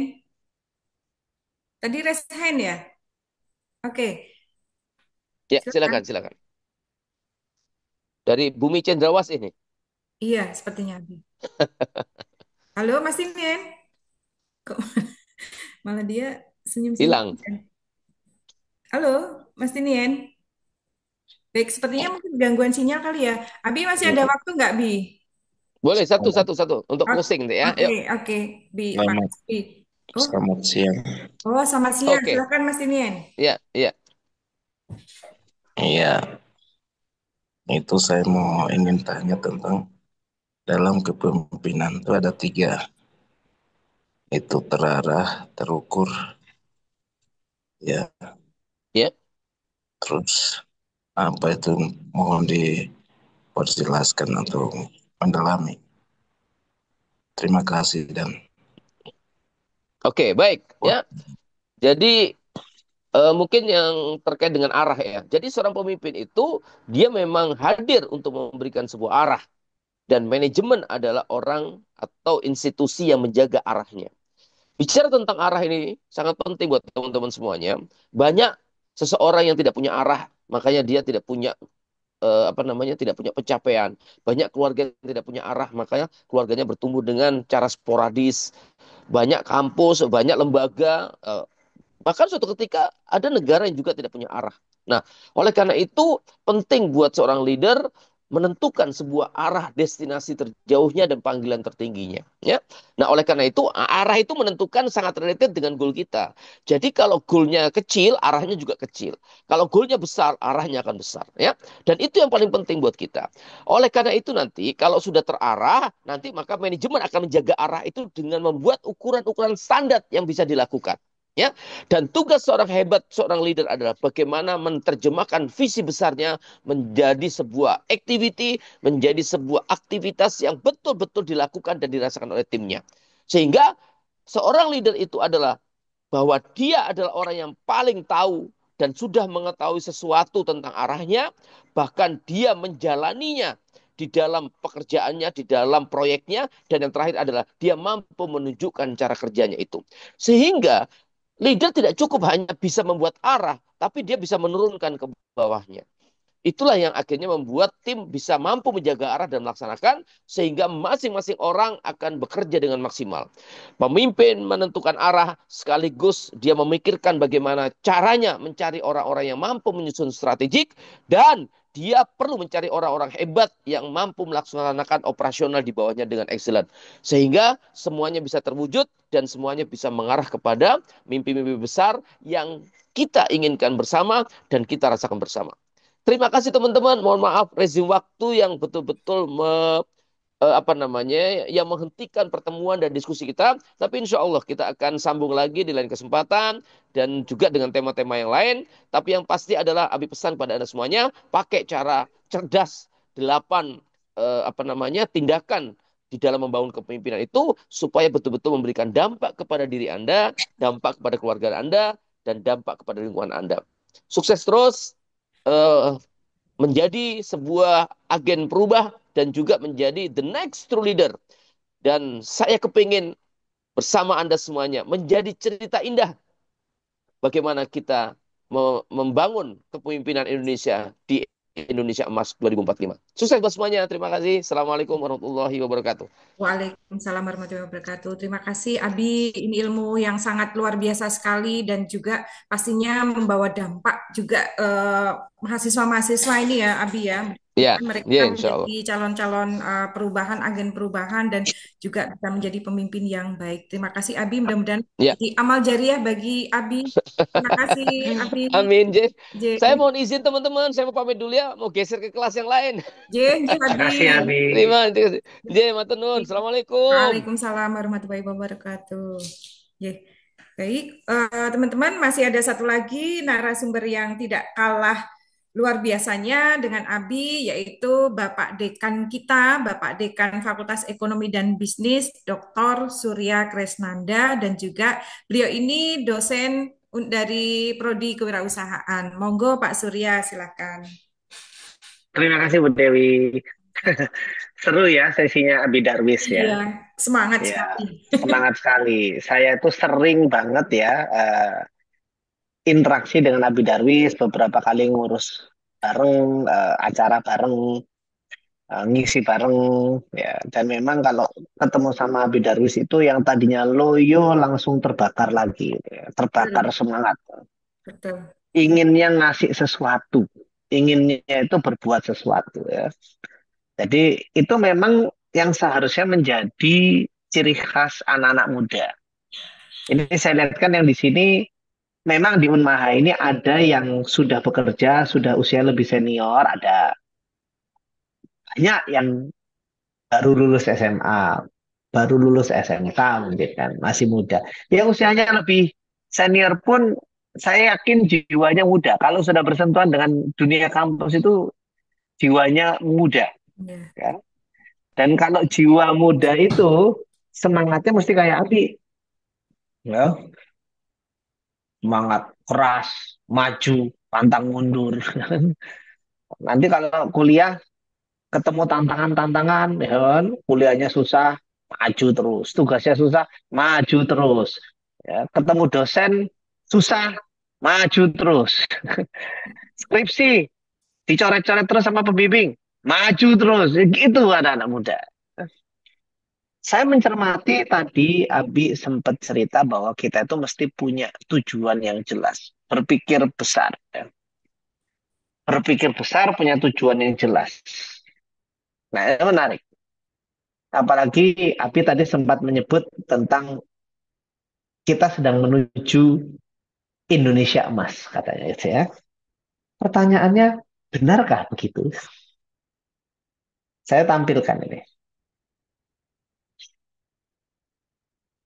Ini adalah momen job fair di Bekasi Mei kemarin. Yang sempat rame itu. Yang datang segini, ternyata pintu yang dibuka cuma 2.000. Ada yang tahu beritanya nggak nih? Saya telah menulis Apa? Menulis apa? Ya. Oke, dari Wahyu Prasetyanto. Semenjak kuliah ketemu teman dosen selalu positif ilmu luas. Mantap. Ya, keren. Thank you.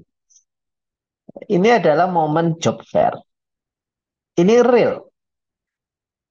Bapak ambil dari berita 27 Mei 2025. Berarti kan kejadiannya sebelumnya. Hanya satu job fair saja. Di Bekasi. Sebanyak ini. Oh, ini kan cuma sebagian foto. Ada yang nggak kerekam. 2025 ini Indonesia lagi sulit. Mungkin di antara Anda ada yang orang tuanya punya usaha, kok susah jualannya. Ada yang mungkin orang tuanya bekerja, gitu kan. Kok gajinya ditunda. Ada yang punya usaha, memang sudah punya usaha. Kok nggak segampang itu ya, dapat duit. Per tahun 2025. Perasaan 2024 baik-baik aja gitu. 2024 lancar-lancar aja. Semua berubah begitu masuk 2025. Mulai dari pemerintah melakukan efisiensi. Anda tahu ya, efisiensi itu misalnya nih ya, terlepas dari baik atau buruk kebijakan. Saat pemerintah melakukan efisiensi, di mana Bapak sebut satu saja efisiensi yang gede itu adalah pejabat tidak boleh meeting dan plesiran keluar kota, nggak boleh meeting di hotel. Kan dulu biasanya kalau pejabat itu meetingnya di hotel ya. Nggak boleh. Penghematan. Kan meeting bisa di kantor. Tapi perubahan kebijakan itu memberikan dampak yang gede. Bukan sekedar soal pejabat tidak meeting di hotel. Gara-gara pejabat tidak meeting di hotel, banyak hotel kehilangan pasar. Banyak hotel jadi tidak laku.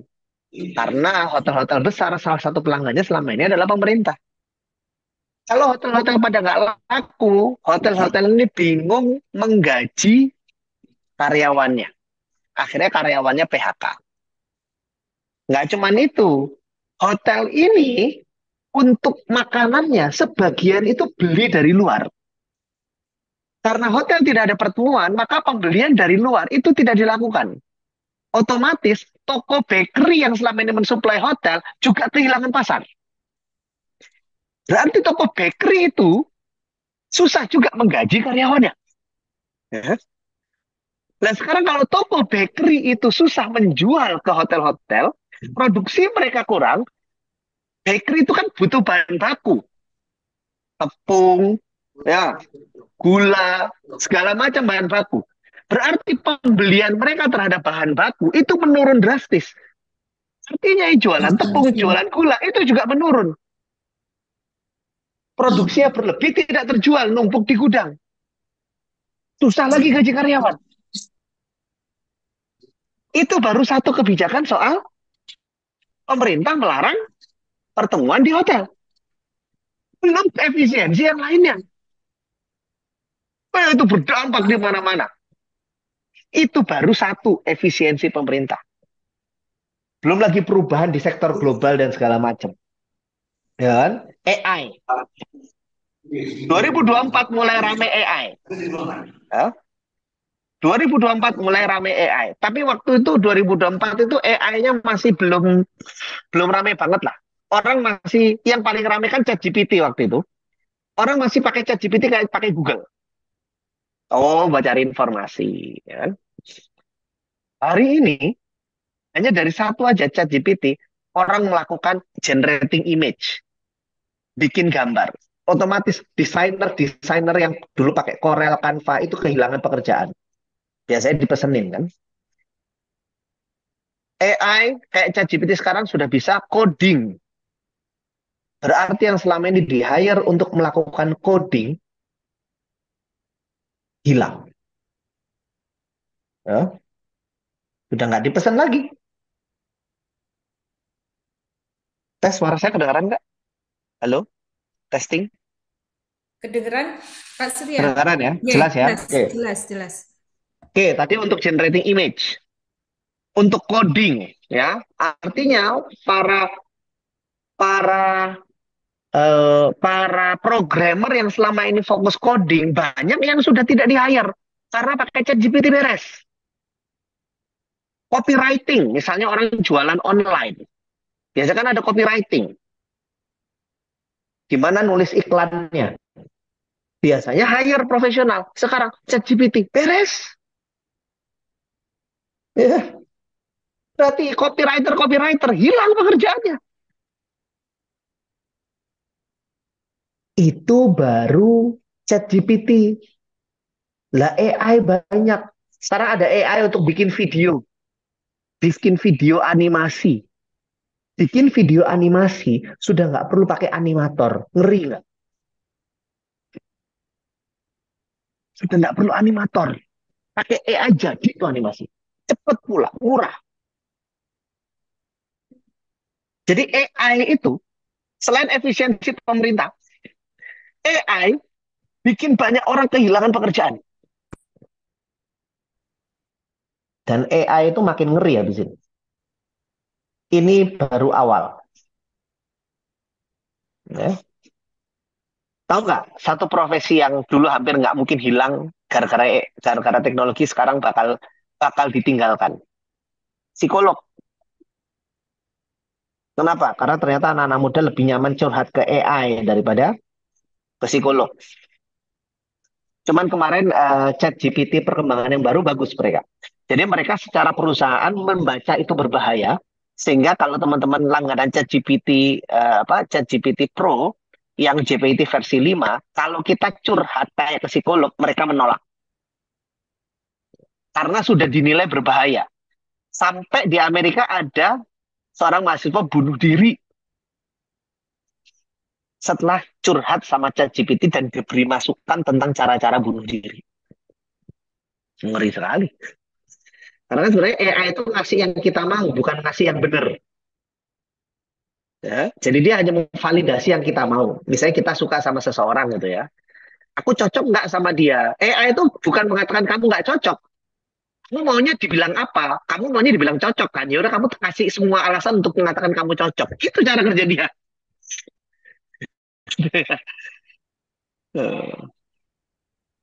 AI. Ya. Dan kawan-kawan. Jadi eh, kalau misalnya ada orang yang mengatakan situasi di masa depan semakin sulit untuk mencari kerja, itu benar. Itu kenyataan. Ya. Kalau Abi kan tadi bicara yang impian, sekarang tak kasih tahu nih kenyataannya. Tapi ya, ini juga yang menarik adalah Bapak juga perlu cerita di luaran sana. Karena di luar Unmaha, di luar Unmaha, Bapak banyak bantu perusahaan-perusahaan. Jadi Bapak juga konsultan, ya. Seharian Bapak kerja juga sebagai konsultan. Di luaran sana, perusahaan besar atau perusahaan sekelas UKM itu banyak kesulitan untuk merekrut tenaga kerja yang berkualitas. Jadi di kalangan pencari kerja itu katanya susah cari kerja. Dari sumber pekerjaan katanya susah cari pekerja. Berarti sebenarnya masalahnya bukan di jumlah, tapi di matching istilahnya. Cocok. Kita itu cocok nggak dengan kebutuhan industri? Cocok nggak dengan yang dibutuhkan perusahaan? Itu yang sekarang jadi pertanyaan. Makanya benar tadi Abi mengatakan bahwa kita itu belajar harus banyak kegiatan.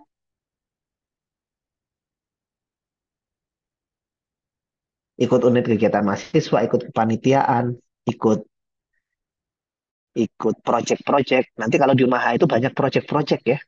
Jadi enaknya di UMAHA itu nggak cuma kuliah, tapi banyak project-project. Itu adalah pengalaman-pengalaman yang akan Anda terima supaya sefit mungkin dengan industri.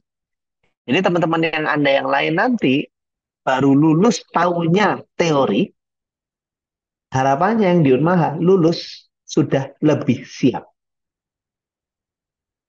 Karena industri membutuhkan yang cocok, bukan sekedar pintar. Pintar harus, tapi yang cocok.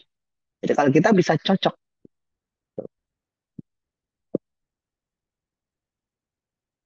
ya. Karena Bapak mau nanya, siapa di sini yang pernah pinjol? Kayaknya pada nggak mau ngaku ya. Ini data dari Sindo News, ya, bahwa ternyata di Indonesia itu 146,5 juta orang pakai pinjol. Kalau di Indonesia 250 juta jiwa, berarti lebih dari setengah masyarakat Indonesia itu pakai pinjol. Pinjol ini macam-macam. Ada yang ilegal, ada yang legal. Kalau yang tiba-tiba nawarin via SMS, terus nanti dia neror-neror, nah itu ilegal itu. Tapi banyak loh pinjol-pinjol yang tidak sadar. Contoh, pinjol-pinjol yang kita nggak sadar itu apa? Pay later. Ayo, siapa yang belanja Shopee pakai pay later di sini? Ya, ya kan? Apa Bapak tunjukkan ini? Karena dengan kondisi ekonomi yang begitu sulit, tapi kok pengguna pinjol begitu banyak? Artinya apa? Di Indonesia sangat banyak orang membeli barang di saat dia sebenarnya belum punya uang. Beli barang di saat dia sebenarnya belum punya uang. Makanya pinjam. Makanya dia pinjam. Nggak punya uang maksain beli iPhone. Kenapa? Demi gaya. Padahal kalau demi gaya itu diliatin sebentar ke teman-temannya, selesai. Teman-temannya juga nggak peduli. Habis itu kena utang terus. Terus salah satu kebiasaan mahasiswa sekarang itu adalah dikit-dikit ngafe. Ngerjain tugas ngafe. Nah, sekali ngafe berapa belinya? 25.000, 50.000 gitu kan. Sekali ngafe. Seminggu 7 hari. Berarti seminggu keluar paling nggak 350.000. Hanya untuk ngafe. Kali 4. 1,4 juta. Sebulan. Hanya untuk ngafe. Itu nggak kerasa. Dikit, dikit. Saya kalau nggak ngafe nggak rame bang teman-teman gitu kan. Betul. Nah, ini adalah situasi-situasi yang eh, ya, kenapa sih kok ekonomi sulit tapi banyak pinjol? Terutama Bapak ingin cermati bahwa ternyata ternyata untuk bisa jadi pemikir yang baik itu tidak mudah. Logikanya, kalau misalnya kita nggak cukup uangnya, ya jangan beli. Tapi kenapa kita begitu ingin sesuatu nggak bisa nahan? Gitu ya. Kadang ada orang-orang yang tidak bisa berhitung. Ya, dianggap bunga 1-2% itu kecil, padahal tiap hari, gitu kan? Ya. Ini adalah contoh di saat masyarakat Indonesia, mohon maaf, nggak pinter. Makanya kita itu ya perlu belajar, perlu kuliah, perlu nimba ilmu supaya pinter, supaya ngambil keputusan lebih baik, supaya ngambil keputusan berpikir panjang. Jadi ya gini, kalau kuliah, apa sih manfaat yang terbesar dari kuliah? Banyak mahasiswa itu merasa bahwa manfaat terbesar dari kuliah itu adalah belajar ilmu baru. Enggak. Ini Bapak sampaikan di sini biar kita semua paham ya teman-teman ya. Manfaat terbesar dari kuliah itu bukan dapat ilmu baru. Beneran. Kenapa? Karena hari ini ilmu baru itu googling juga dapat. Setuju nggak? Ayo, saya mau nanya kepada semua mahasiswa di sini. Kalau cuma sekedar nambah ilmu, googling dapat. Setuju nggak? Coba, ya, coba kasih tahu Bapak di chat. Kalau cuma sekedar ingin nambah ilmu baru, googling juga dapat. Apalagi googling itu kuno. Sekarang tanya chat GPT aja bisa jawab. Betul kan? Yes. Jadi tujuan kuliah itu memang bukan untuk dapat ilmu baru. Tujuan dari kuliah itu adalah mengembangkan kemampuan berpikir. Mengembangkan kemampuan berpikir. Beda loh. Ilmu baru dengan kemampuan berpikir. Gini, Bapak ambil contoh ya misalnya. Ini Bapak pegang gelas ya. Ini Bapak pegang gelas ya. Gelas ini kan isinya air. Ya, isinya air. Semua bisa lihat ke kamera Bapak ya, ke layar Bapak ya. Gelas ini kan isinya air. Oke. Ilmu baru itu isinya. Jadi kalau kita cari Google, cari ChatGPT, kita ikut sesinya dosen, ngajar, itu ngisi gelasnya. Oke, ngisi gelasnya. Tapi tujuan utama kuliah itu bukan sebenarnya ngisi gelas ini. Tapi ngegedein gelasnya. Itu namanya mengembangkan kemampuan berpikir. Ngegedein ukuran gelasnya nih loh. Karena gini, kalau ukuran gelasnya misalnya 5,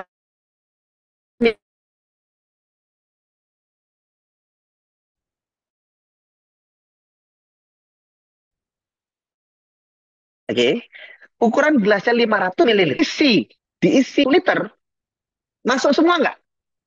Pasti nggak. Ada yang tumpah. Bapak lagi ya. Kalau gelasnya 500 ml, diisi 1 liter, setengahnya pasti tumpah. Artinya apa? Kalau kemampuan berpikir kita segitu-gitu aja, ilmu baru sebanyak mungkin itu tidak manfaat. Itulah yang terjadi saat mungkin Anda pernah melihat ada orang yang tiap hari scrolling TikTok, tiap hari scrolling IG. Sebenarnya kan informasi dan ilmunya nambah terus kan? Betul nggak?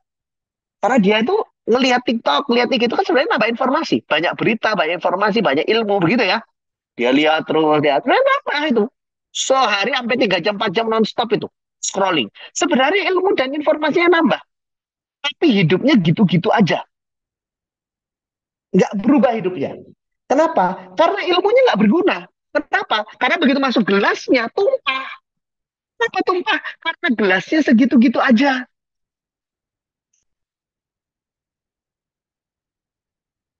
Ya. Contoh misalnya, ini melanjutkan yang tadi disampaikan sama Abi Darwis ya. Contoh nih misalnya, bagaimana ukuran gelas itu menentukan. Bapak mau cerita tentang nama satu orang. Ada yang tahu nggak ini wajahnya siapa? Kasih tahu Bapak. Siapa yang tahu? Ini wajahnya siapa?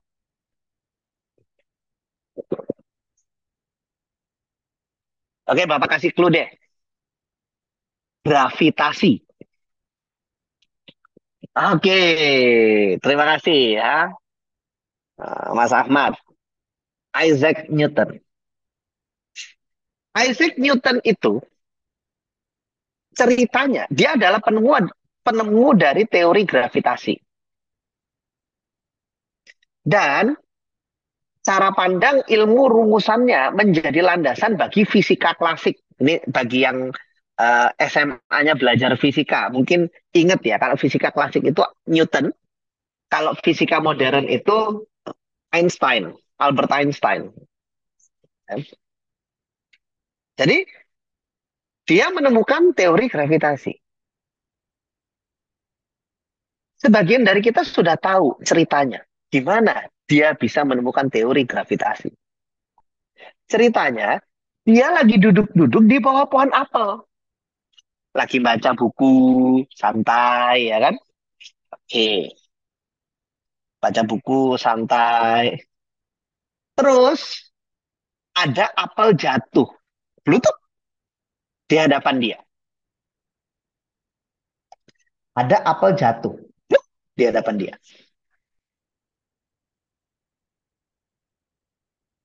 Apel jatuh itu informasi. Seperti tadi, scrolling TikTok itu informasi. Ya, scrolling TikTok itu informasi. Apel jatuh itu informasi. Kalau bukan Isaac Newton, orang lain nih, ya. Kalau orang lain ngelihat apel jatuh, yang dia lakukan apa? Ya, kalau orang lain, bukan Isaac Newton, ngelihat apel jatuh, yang dia lakukan apa? Kira-kira. Nah, terima kasih ya atas sama Alifi. Kalau orang lain lihat apel jatuh, dia ambil, dia makan. Tapi Isaac Newton begitu lihat apel jatuh, dia bertanya begini, kenapa jatuh dari atas ke bawah? Kenapa bukan dari bawah ke atas? Kenapa ya? Itu loh, memperlihatkan kemampuan berpikir seorang Isaac Newton.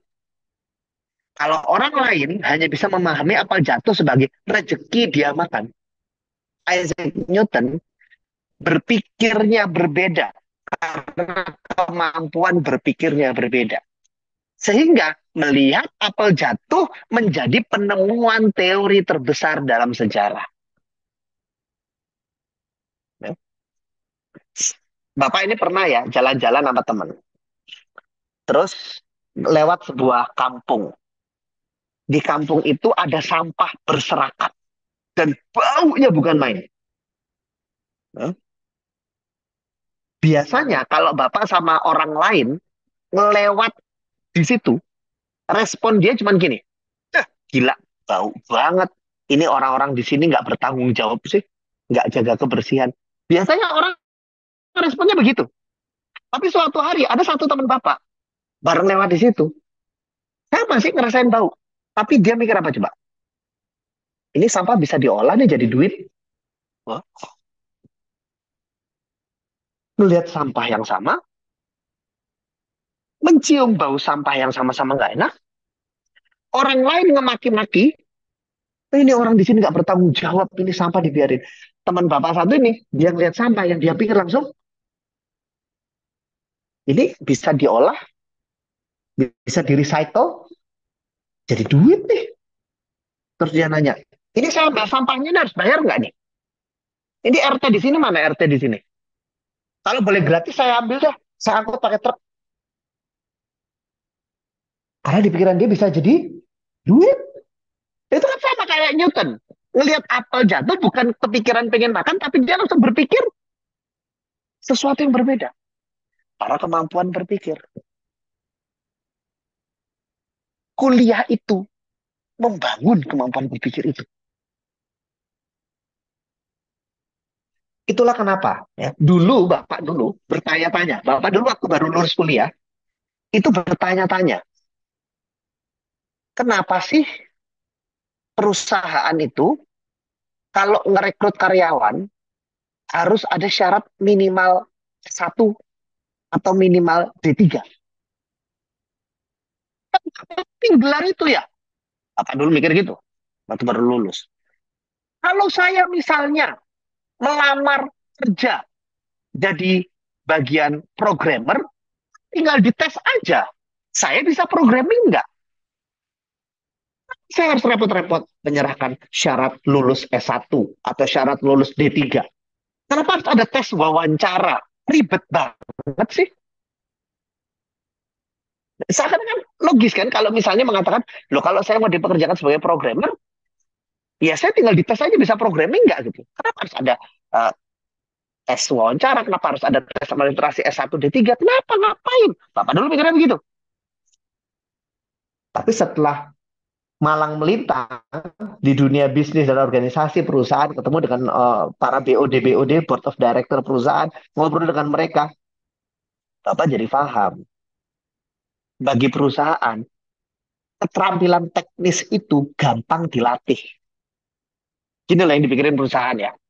Kalau saya butuh programmer, ya,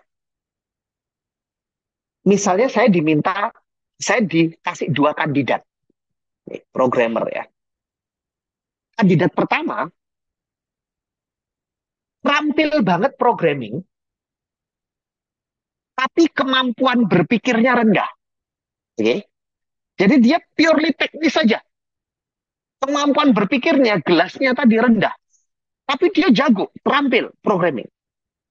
Sama orang kedua, keterampilan programmingnya biasa aja. Biasa aja. Bukan bukan nggak bisa. Biasa aja. Tapi kemampuan berpikirnya tinggi, maka perusahaan itu akan memilih yang kedua. Kenapa? Karena mereka itu di internal perusahaan punya program pelatihan-pelatihan yang digunakan memang untuk mengembangkan keterampilan karyawannya. Dan bagi perusahaan, melatih orang yang kemampuan programmingnya biasa menjadi luar biasa, itu jauh lebih gampang, jauh lebih cepat daripada melatih orang yang kemampuan berpikirnya rendah menjadi kemampuan berpikirnya tinggi. Artinya kalau misalnya kemampuan berpikir dia tinggi, tapi kemampuan programmingnya biasa, gampang masukin pelatihan selesai. Karena lebih gampang. Apalagi kalau kemampuan berpikirnya tinggi, berarti dia gampang diajarin. Tapi kalau misalnya dia programmingnya keren, jago, tapi kemampuan berpikirnya rendah, ya, kemampuan berpikirnya rendah, susah diajak mikir, dikembangkan kemampuan berpikirnya itu lebih susah. Dan efeknya apa nanti?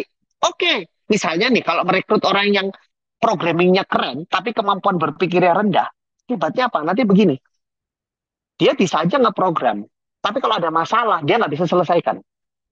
Karena kemampuan berpikirnya rendah, nggak bisa problem solving. Akhirnya apa? Kalau ada masalah, dia selalu harus minta tolong atasannya diselesaikan. Tolong Pak diselesaikan masalah saya. Dia nggak bisa ambil keputusan. Dia tidak bisa berpikir kreatif. Dia tidak berani untuk melangkah, mengambil terobosan-terobosan. Dia pokoknya cuma bisanya teknis programming tok secara teknis. Ogah perusahaan yang begitu. Ya. Makanya, ya, kalau misalnya Anda masih berpikir, ngapain sih kuliah? Sekarang ada Google, ada YouTube, Ya memang kuliah itu bukan buat nambah ilmunya, tapi untuk mengembangkan kemampuan berpikir. Adapun menambah ilmu, itu bagian dari mengembangkan kemampuan berpikir. Tapi nggak cuma itu. Makanya nanti Anda di kelas kuliah, termasuk kalau skripsi, itu pasti yang sudah Anda buat banyak dikritisi. Contoh, saya Bapak kalau menguji skripsi, ya nanti kalau Anda skripsi ketemu Bapak pasti akan diuji begini. Kenapa Anda berpikir seperti itu? Kan Anda sudah punya jawabannya di skripsinya kan? Menurut saya begini. Menurut saya begini. Bapak akan tanya, kenapa menurut Anda begitu? Dasarnya apa? Kenapa nggak begini? Kenapa begitu? Nah, proses-proses ini kan mengembangkan kemampuan berpikir. Ya, itu. Itulah di kuliah. Itulah juga nanti, kalau Anda sekarang, kan kuliah sekarang enak ya, sudah ada AI ya. Nyari info apa bisa di chat GPT katanya begitu ya. Perkembangan teknologi itu tidak bisa dibendung. Ya memang dunia masa depan kita akan begitu. Tapi kalau nanti di kelas Bapak, ya, pasti Bapak kasih satu syarat. Anda boleh pakai AI. Boleh. Nggak bisa dilarang begitu. Yang nggak boleh adalah Anda tidak paham apa yang Anda tuliskan. Itu yang nggak boleh. Jadi kalaupun Anda pakai AI, Anda harus paham. Begitu Anda sudah selesai pakai AI, itu yang dimasukkan dalam dokumen Anda harus paham apa yang Anda tulis itu. Nggak boleh nggak paham. Karena balik lagi, mengembangkan kemampuan berpikir. Ya. Itulah kenapa orang yang lulusan S1, D3, itu cara berpikirnya pasti berbeda dengan yang lulusan SMA, SMK. Ilmu mungkin sama, tapi cara berpikir berbeda. Beruntunglah pada Anda yang kuliah. Ya. Makanya kuliah itu belajar berpikir di tingkat yang lebih tinggi. Dan nanti, terakhir sebelum tanya jawab, Bu Dewi, Bapak mau berpesan tentang ini. Saat Anda nanti kuliah, pasti akan merasakan begini. Ini buat apa sih di dunia nyatanya? Kayaknya nggak kebayang deh. Ini kok teoritis sih? Teori ini nanti di lapangan seperti apa? Ya. Cara berpikir itu bagus, tapi tidak harus langsung ketemu jawabannya. Artinya kalau Anda tidak tahu apa gunanya di lapangan, bukan berarti Anda tidak perlu mempelajarinya. Kenapa? Karena banyak hal yang dipelajari hari ini memang tidak langsung kepake. Ya. Bapak tuh terkait dengan itu, Bapak ingin menutup dengan sebuah cerita. Jadi ceritanya ini adalah tentang kupu-kupu dan investasi. Ceritanya, misalnya nih, Bapak adalah orang yang suka kupu-kupu. Karena Bapak suka dengan kupu-kupu, Bapak ingin bermain bersama kupu-kupu. Demi bermain sama kupu-kupu, Bapak pergi ke taman, Bapak tangkepin kupu-kupu, masukin kandang kecil, ya, sudah, disimpan. Masalahnya adalah, waktu Bapak besoknya mau bermain bersama kupu-kupu, Bapak khawatir, saya mau main sama kupu-kupu yang sudah saya tangkap. Tapi kalau nanti saya lepaskan, saya ajak main, dia lari. Gimana dong ya? Udah nangkepnya susah-susah, mau saya ajak main, mau saya jadikan hiburan, susah. Karena takut dia lari. Berarti kalau Bapak mau banyak bermain, bersenang-senang bersama kupu-kupu, apa yang mesti Bapak lakukan? Menurut Anda? Kalau nangkep, dikandangin, nanti kalau dilepas dia lari. Betul kan? Berarti kalau Bapak ingin bermain bersama kupu-kupu sepuasnya, apa yang mesti Bapak lakukan? Wow, bikin kurungan yang lebih besar, Bu Dewi. Oke, ke taman. Terima kasih Mas Ahmad. Lebih tepatnya Bapak bangun taman. Bapak bangun taman. Bapak bangun taman sendiri. Kalau Bapak punya taman sendiri, nanti kupu-kupu datang sendiri. Bapak ajak main. Terus nanti kalau kupu-kupunya pergi, Bapak khawatir nggak? Enggak. Besok juga balik lagi. Yang penting Bapak rawat tamannya. Kan begitu? Ya kan? Yang penting papa rawat tamannya. Besok juga balik lagi mereka. Begitu taman jadi, kita tinggal merawat, kita bisa bermain dengan kupu-kupu sepuasnya. Tentunya kita mesti tahu namanya membangun taman itu bukan sekali tanam besok jadi. Bangun taman itu mulai dari kecil ya kan, disiram, dirawat, mungkin nanti dirusak sama kucing, dirusak sama ular gitu kan ya. Terus nanti dibangun lagi, dibangun lagi, dibangun lagi, ditanam lagi, ditanam lagi. Berarti saat kita membangun taman, kita melakukan sesuatu hari ini, menanam hari ini untuk masa depan yang jauh. Kita nggak langsung nikmati taman itu. Bahkan kita nggak tahu kapan taman ini jadi. Kita hanya tahu kalau taman ini jadi, nanti kupu-kupu datang. Kapan jadinya? Nggak tahu. Pokoknya kita fokus merawat dan menyirami saja. Investasi itu adalah kita melakukan sesuatu hari ini untuk masa depan yang jauh, bukan untuk besok. Banyak hal di dalam kuliah itu yang sifatnya investasi. Kita berpikir, ini kepakainya apa besok? Ini kepakainya apa di lapangan? Kadang kepikiran, kadang enggak. Tapi percayalah, ya, ini betul-betul Bapak sampaikan karena Bapak pun sudah kuliah. Kuliah S1, S2, S3, mengalami kuliah yang begitu panjang. Ya, banyak ilmu-ilmu yang diajarkan oleh dosen-dosen Bapak.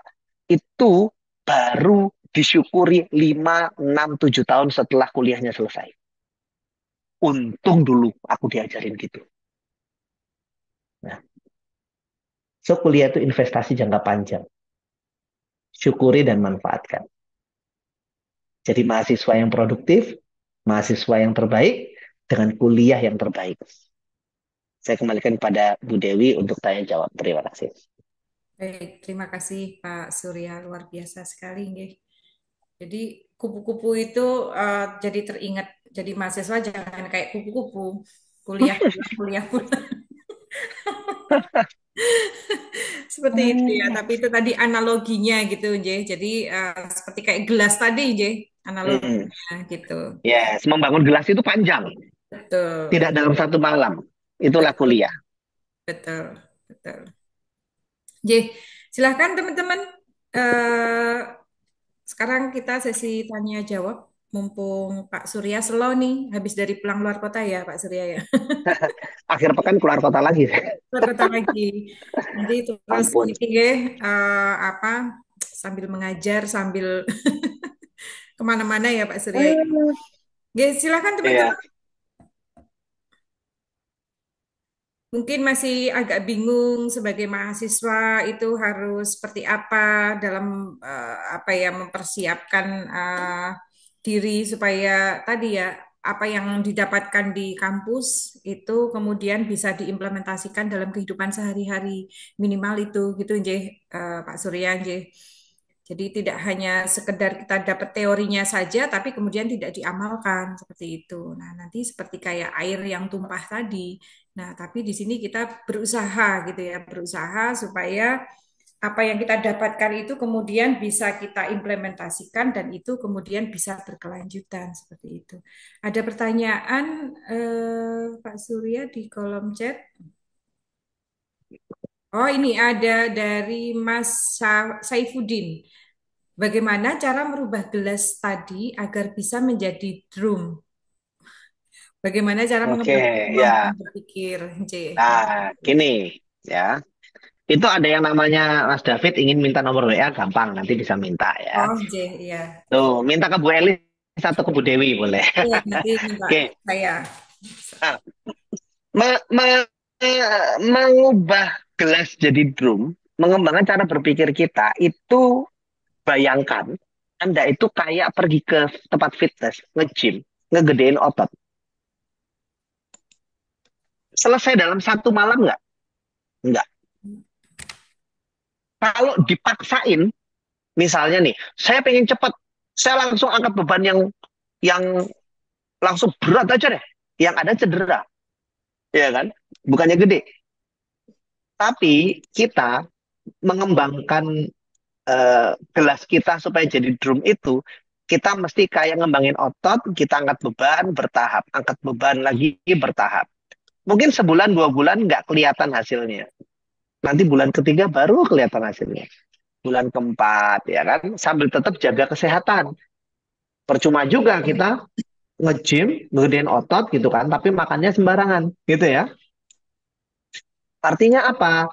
Sebenarnya ngegedein ini, gelas pikiran kita itu sangat ditentukan oleh aktivitas-aktivitas yang nggak langsung kerasa. Contoh misalnya, baca buku. Kan anak muda sekarang mulai jarang baca buku ya.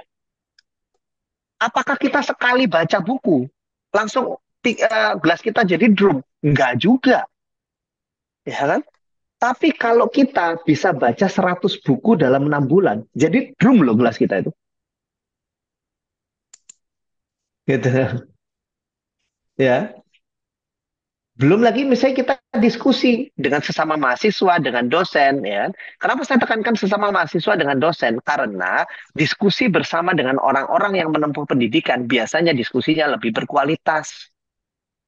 Jadi diskusi yang bikin gelas kita jadi drum itu juga jangan diskusi ke sembarang orang. Diskusi dengan orang yang berilmu dan berkualitas. Makanya sering-sering diskusi sama dosen itu bagus. Tapi apakah sekali diskusi langsung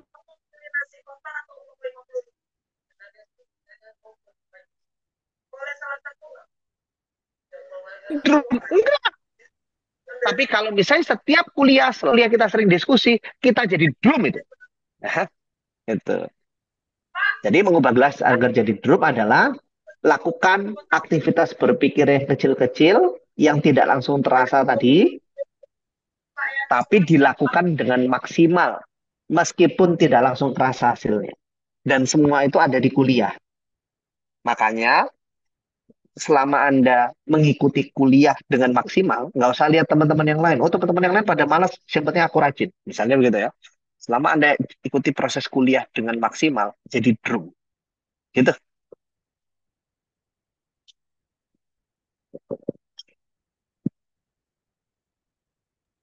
Oke, baik. Tes. Lagi, Kedengaran nggak? ya kedengaran eh, Pak Surya. Ini dari, bentar. Oh, terima kasih Pak Surya. Oke. Monggo silahkan teman-teman. Atau ada yang mau ini bertanya? Oh, ini masuk lagi. Coba. Dari Ahmad Sobari. Selalu menarik dengan materi yang dibawa oleh Dr. Surya, selalu mengedepankan critical thinking dan mengajak pendengar untuk aktif. Saya ingin bertanya, mungkin bisa menambah nilai setelah gelasnya berubah menjadi toren. Cara memiliki critical thinking. Nah, dia berpendapat seperti itu. Ya, ini Mas Ahmad Sobari ini di KWU udah beberapa kali jadi mahasiswa saya juga, Bu Dewi. Termasuk Oh, tadi ada Mbak Sela yang disebut sama Abi Darwis itu ya, iya. calon asisten dosen itu juga mahasiswa di KWU ya, udah beberapa kali ikut kelas saya juga. Jadi eh, pertanyaannya menarik nih. Gimana ini yang saya tangkap dari Mas Ahmad Sobari ya, berarti Oke. bagaimana membangun critical thinking gitu kan sebenarnya. Ya. Eh, critical thinking itu akan kita bangun kalau kita membiasakan diri untuk tidak mudah percaya dengan apapun yang kita lihat. Gitu. Bapak kasih contoh fenomena ya. Lihat TikTok misalnya. Lihat TikTok. Ada berita. Beritanya disusun dengan sangat meyakinkan. Lalu orang mudah percaya karena disusun dengan cara yang sangat meyakinkan. Itu kita nggak menerapkan critical thinking namanya. Kalau kita mau critical thinking, jangan mudah percaya dengan berita-berita begitu. Kita mesti coba kritis. Ini kan teknik editing video sekarang banyak. Bisa aja loh berita bohong, kasih teknik editing video yang keren supaya tampak meyakinkan. Itu sangat mungkin. Ya kan? Itu contohnya. Jadi cobalah untuk mengkritisi hal-hal yang ada di sekitar kita. Cobalah untuk belajar tidak mudah percaya dengan berita-berita yang kita dengarkan. Nah ya, selalu gitu. Coba berarti ini dong, berarti menumbuhkan kecurigaan dong. Ya, Sebenarnya critical thinking itu kalau dalam bahasa Bapak adalah curiga positif. Kita menghadirkan rasa curiga, tapi positif. Gitu ya. Itu. Latihannya gitu ya. Lihat-lihat TikTok, tapi jangan mudah percaya. Orang jualan sesuatu di TikTok, kayaknya dia omongannya bisa dipercaya. Bentar dulu, emang kamu kenal sama orangnya? Enggak. Terus ngapain cepat percaya sama orangnya? Dia soalnya ngomongnya bagus. Nah, itu berarti tidak critical thinking. Cobalah tidak percaya. Di situ kita akan terlatih. Gitu ya, Mas Ahmad ya.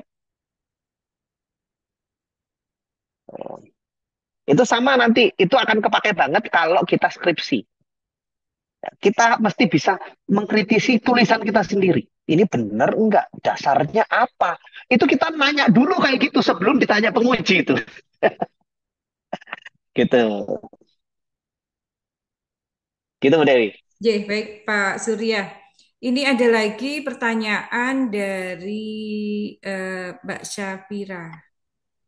Salah Syahri Armanda.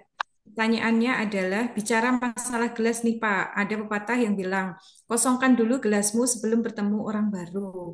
Menurut pandangan Bapak bagaimana? Oke, Bapak setengah setuju ya. Nah, Bapak katakan setengah setuju. Bukan berarti itu salah, tapi dimodif sedikit. Cara kita belajar itu gini. Misalnya nih ya, Anda udah punya pengalaman nih, ya. Contoh misalnya sebagian dari Anda kan sudah bekerja. Lalu Anda masuk ke sebuah sesi kuliah bersama dosen. Anda itu punya pengalaman kerja. Anda punya pengalaman kerja, tapi diajarin teori sama dosen. Maka kosongkan gelas dulu, betul. Tapi kosongkannya jangan dibuang. Kosongkan itu taruh di gelas lain. Oke, jadi Anda menghadapi dosen belajar dalam kondisi gelas kosong. Terima dulu sambil menghadirkan pertanyaan-pertanyaan, tapi diterima dulu. Nanti begitu Anda sudah belajar, sudah ada isi, tadi itu yang Anda pindahkan ke gelas lain, Anda masukkan lagi. Jadi ilmu baru dengan ilmu lama bersinergi membentuk sesuatu yang baru. Jadi kosongkan gelas itu baru setengah jalan. Begitu udah terima ilmu baru, isi dengan ilmu lama. Kolaborasikan di situ. Gitu. Baik Pak Surya, ada lagi nih. Gelasnya yang di-upgrade mengikuti kemajuan zaman katanya Pak. Betul. Oke, terus ini ada dari Raka Hidayatullah. Pertanyaannya adalah, bagaimana cara mempengaruhi orang untuk membeli produk kita ketika orang tersebut berpikir secara kritikal? Nah,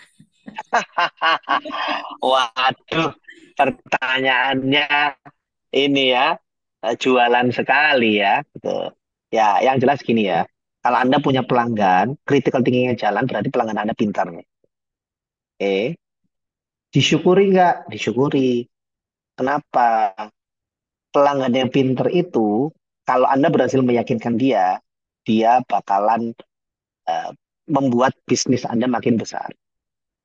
Orang yang critical thinking-nya tinggi, biasanya kalau sudah klik sama produk kita, dia nggak cuma pakai buat dirinya sendiri, dia akan mudah menyebarkan pada orang lain. Karena cara berpikirnya lebih tinggi. Dalam bahasa Abi tadi, dia nggak hanya mikirin diri sendiri, dia mikirin orang lain. Kalau ada produk bagus, dia sampaikan. Itu. Ya. Nah, sekarang caranya gimana? Ya kalau ada orang yang critical thinking-nya tinggi, jadi pelanggan kita, ya kitanya mesti siap memastikan produknya bagus, memastikan produknya berkualitas. Karena orang critical thinking dalam membeli produk itu sebenarnya dia memastikan kualitas aja. Selama produk kita memang berkualitas, kita nggak bohong, nggak nipu, aman-aman aja. Gitu ya.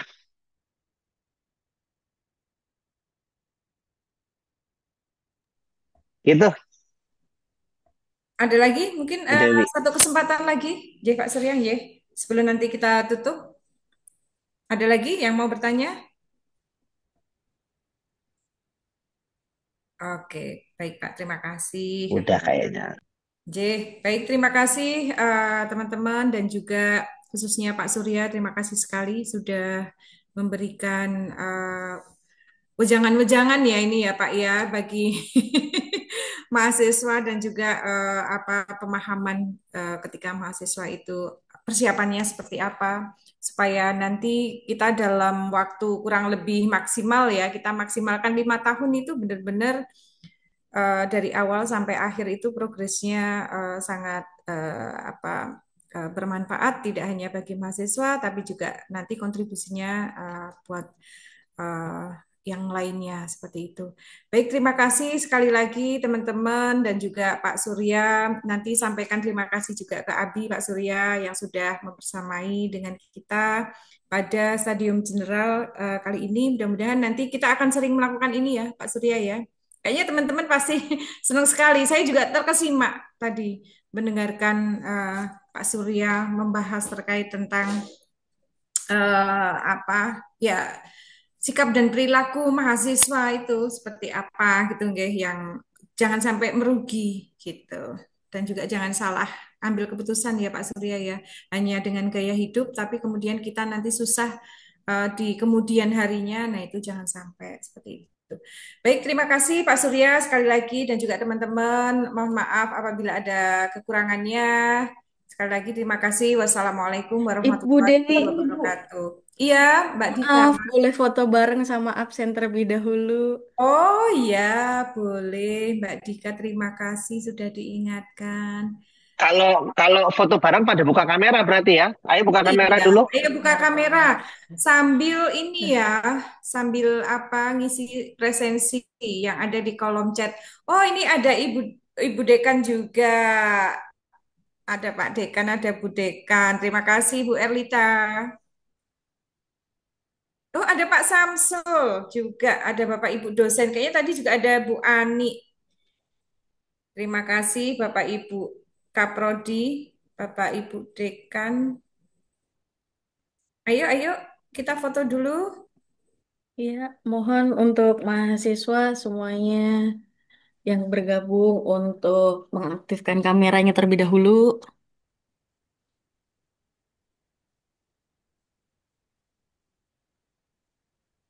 Seperti Bu Eva aja, Miss.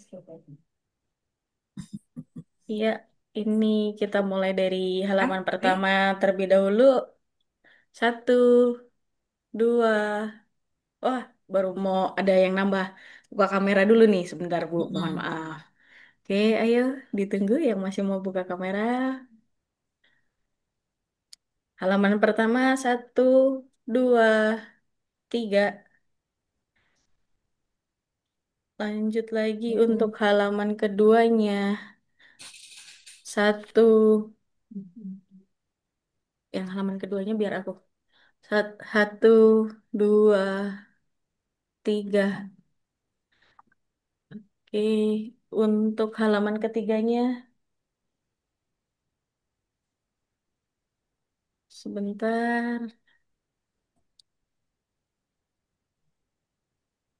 Untuk halaman ketiganya, kita mulai satu, dua,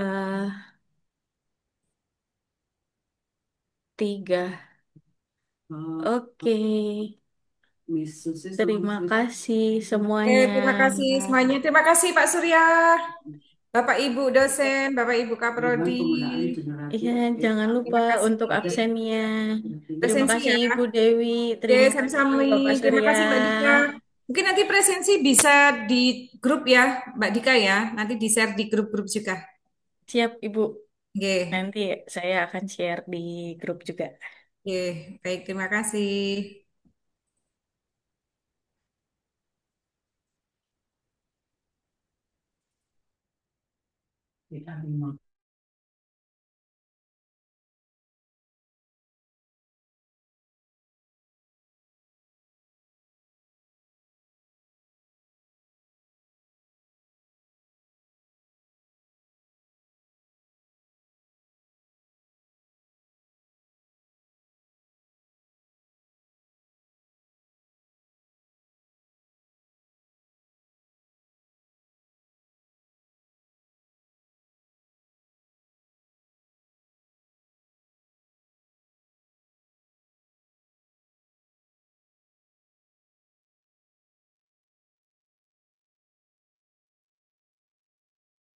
Balik kontennya. Diobrol.